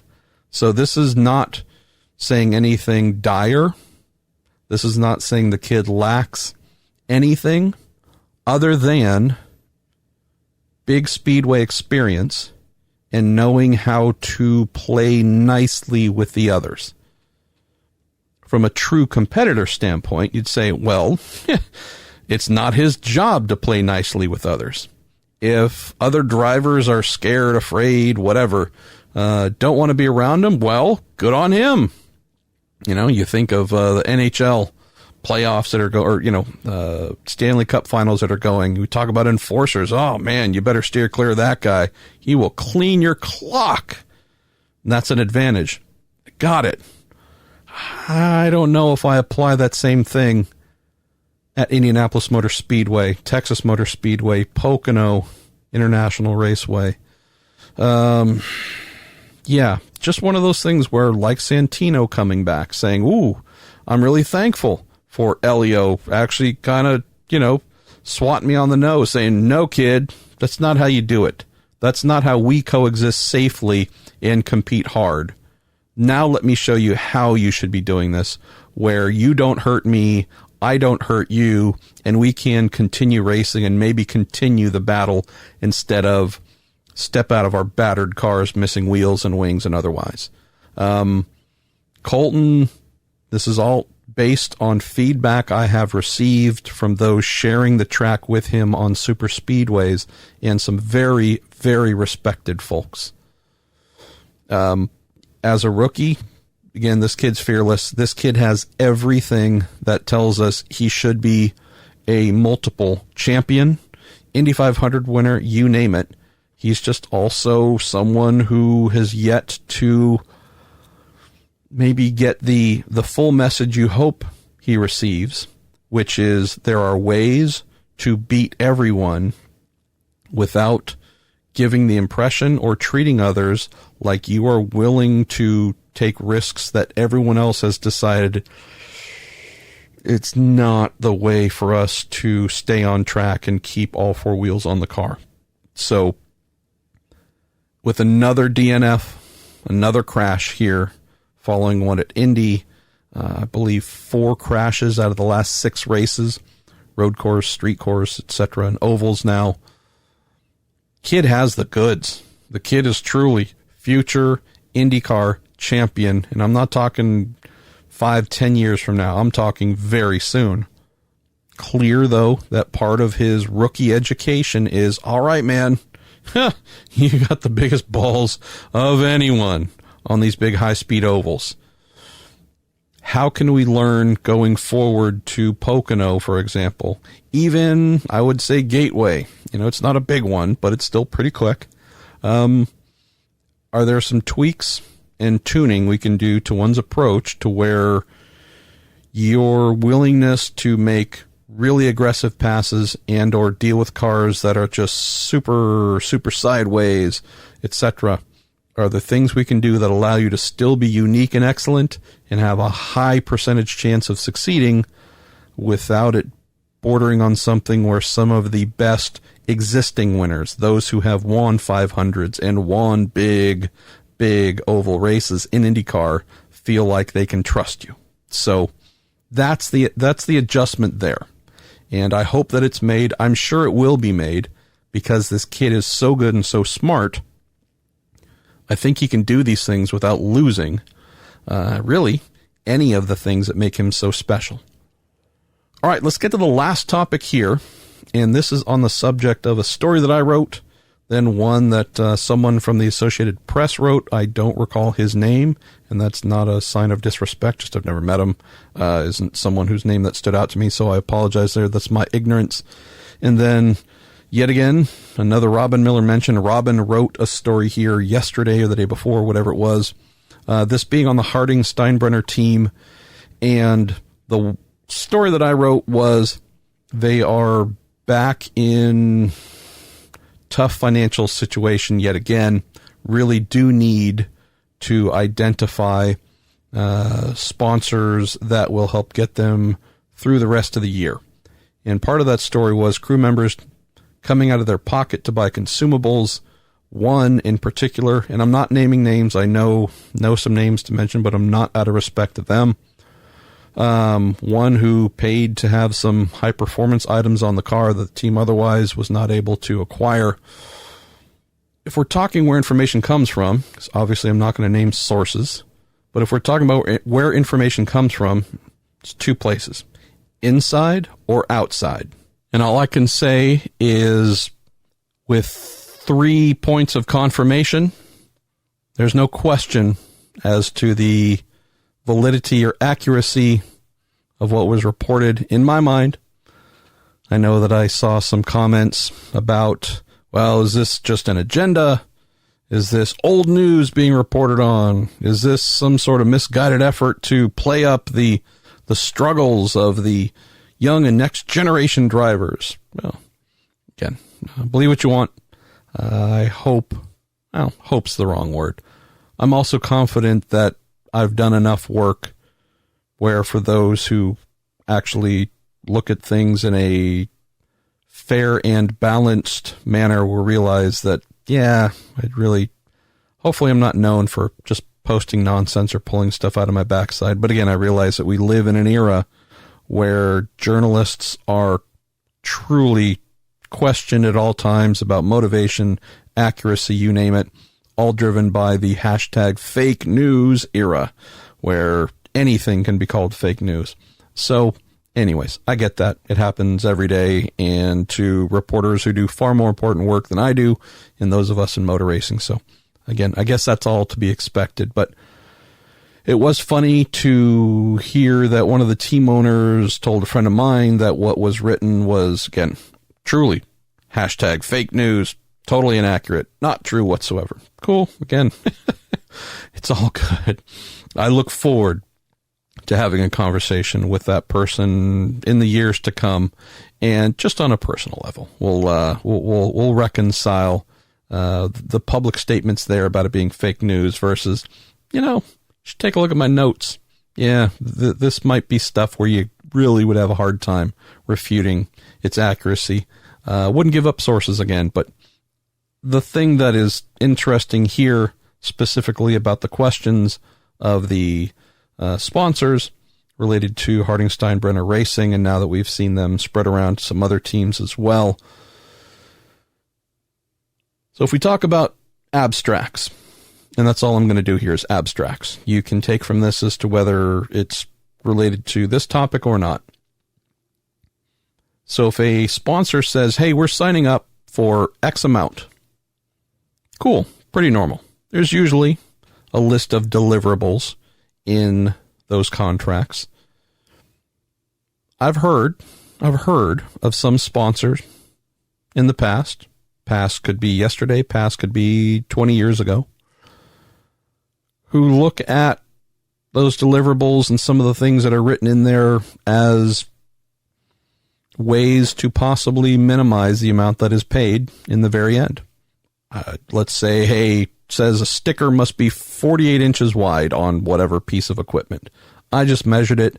It's 47 3/4 inches. You're a 1/4 inch off. Foul. Penalty. Breach. Definitely going to be paying you less. You didn't live up to this. There's some, again, I've heard mention of sponsors. Actually, I've had this happen once before, but with a team that I worked with. But a sponsor who the impression that was received, can't say if it's what was in their heart and intention, but the impression received was, despite signing for X amount, let's say $10, looking for little things.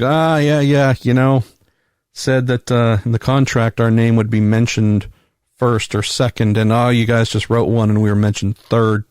Foul, penalty, not getting paid the full amount. Start racking those things up, and it's a decent laundry list of, quote, complaints. Here are the fouls, here are the breaches. I know we signed for $10. Add all these things up, though, can really only give you 3.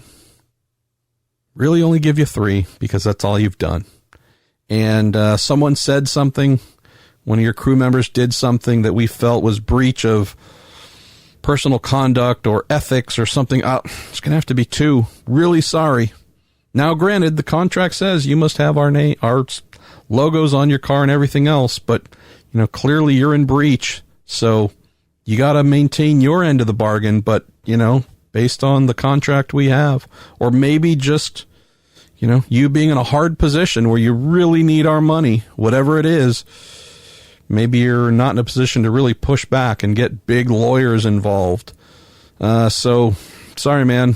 All right, we'll do you a favor. We're going to give you $2.50 instead of the 10. So we're going to come up 50 cents. I've heard of that happening before. So if that is happening, despite press conferences and announcements and, hey, here's a new thing confirming that they're the primary, and they said they've been the primary, and we said that last month or last year or whenever. Just sharing that this has happened before. It is not an unfamiliar thing. It's not a common thing, but it's not something that's totally out of left field. So in that scenario, if that were to happen, you could potentially have a team that, while it has what appears to be a primary sponsor for 1 race, 5 races, a full year, that sure looks like it's bought real estate that costs a whole bunch that should allow that team to run free and easy for the rest of the year. But indeed, what they're getting paid, couple bucks instead of the whole 10. I have heard such things happening in the sport. I have indeed had something like this happen, not to a crazy degree, but the nitpicking, trying to talk down the number. But you guys really haven't delivered very much. And, we really thought you guys were going to be running up front and getting more TV time, but you haven't. And so, I've had this happen with a driver before. Who was paying to drive one of my cars, and we had some problems in the race. It was in a long endurance race, and after the race, not during, but after, wanted to then haggle and bring the price down super low, because although they got lots of driving time, they did not end up having the potential to have a podium or winning car. And you go, I get you. We did have problems. Those things happen. You know this, we know this. You signed up to drive. There's no guarantees. But to then get the full complement of driving time, and then after they say, I know I drove a bunch, but, come on, man. That's too much asked for. Let's come up with a different price. Funnily enough, that driver, who he and I were maybe not in the friendliest place for many years, actually reached out probably about 6 years ago, and says, hey, you know what? I didn't like how I did that. That wasn't cool. I agreed to a price. Although we weren't able to win or even remotely have a chance to win, you did live up to your end of the bargain in terms of drive time, and they made good. So that was really cool. That was a surprise. That was really, really impressive. It's not uncommon to have a sponsor that from the outside looks like all awesome and sharing the wealth and spreading the wealth. It's also not a surprise that when someone comes out of the blue and is spreading a lot of wealth, you find out one of two things. It's real and everyone's getting fat and happy, or B, there might be some questions as to whether it is smoke and mirrors or vaporware. So I believe just about anybody would hope, want, pray, you name it, that all of these things work out positively. Lots of money is coming into the team. Questions about fluidity and the ability to finish the year and run for many years in the future completely erased. I can't think of many. I mean, I realize it's one thing for folks to say things, whatever, and oh, it's all fake news. Get it? Again, all good. Happens every day. I can't think of anyone who would be able to look me in the eye and say that and believe it. So, more than meets the eye. Everything that I just mentioned certainly wouldn't fit in a column, but we'll just say that, hope that everything works out perfectly. Hope that the team is in awesome, rock solid financial position going forward. Hope that the last time this will have to be mentioned, but just please understand that if it is being written about being an issue, yeah, it's not being written about because we want it to be. It's because it's reality. And that's the way these things should work. The negatives, they are there. They need to be acknowledged. And if anything, the hope would be folks maybe with an interest would read and say, oh, hey, there's a team that has a lot of potential that maybe could use some help. And I have a company, and let me reach out and maybe we can help them in some way, shape, or form. I know some folks perceived the story that I wrote as a negative. All right, cool. Again, however it's received is however it is received. Wasn't written as such. It was written as an accurate portrayal with a definite hope that someone or someones would step forth and say, hey, all right, let's see if we can be a solution to this, because that's really all I would hope that anybody wants. All right, that's it for this episode. I am Marshall Pruett. This is the Marshall Pruett Podcast on a week in IndyCar, brought to you by Cooper Tires, the Justice Brothers, and TorontoMotorsports.com. Thank you for listening.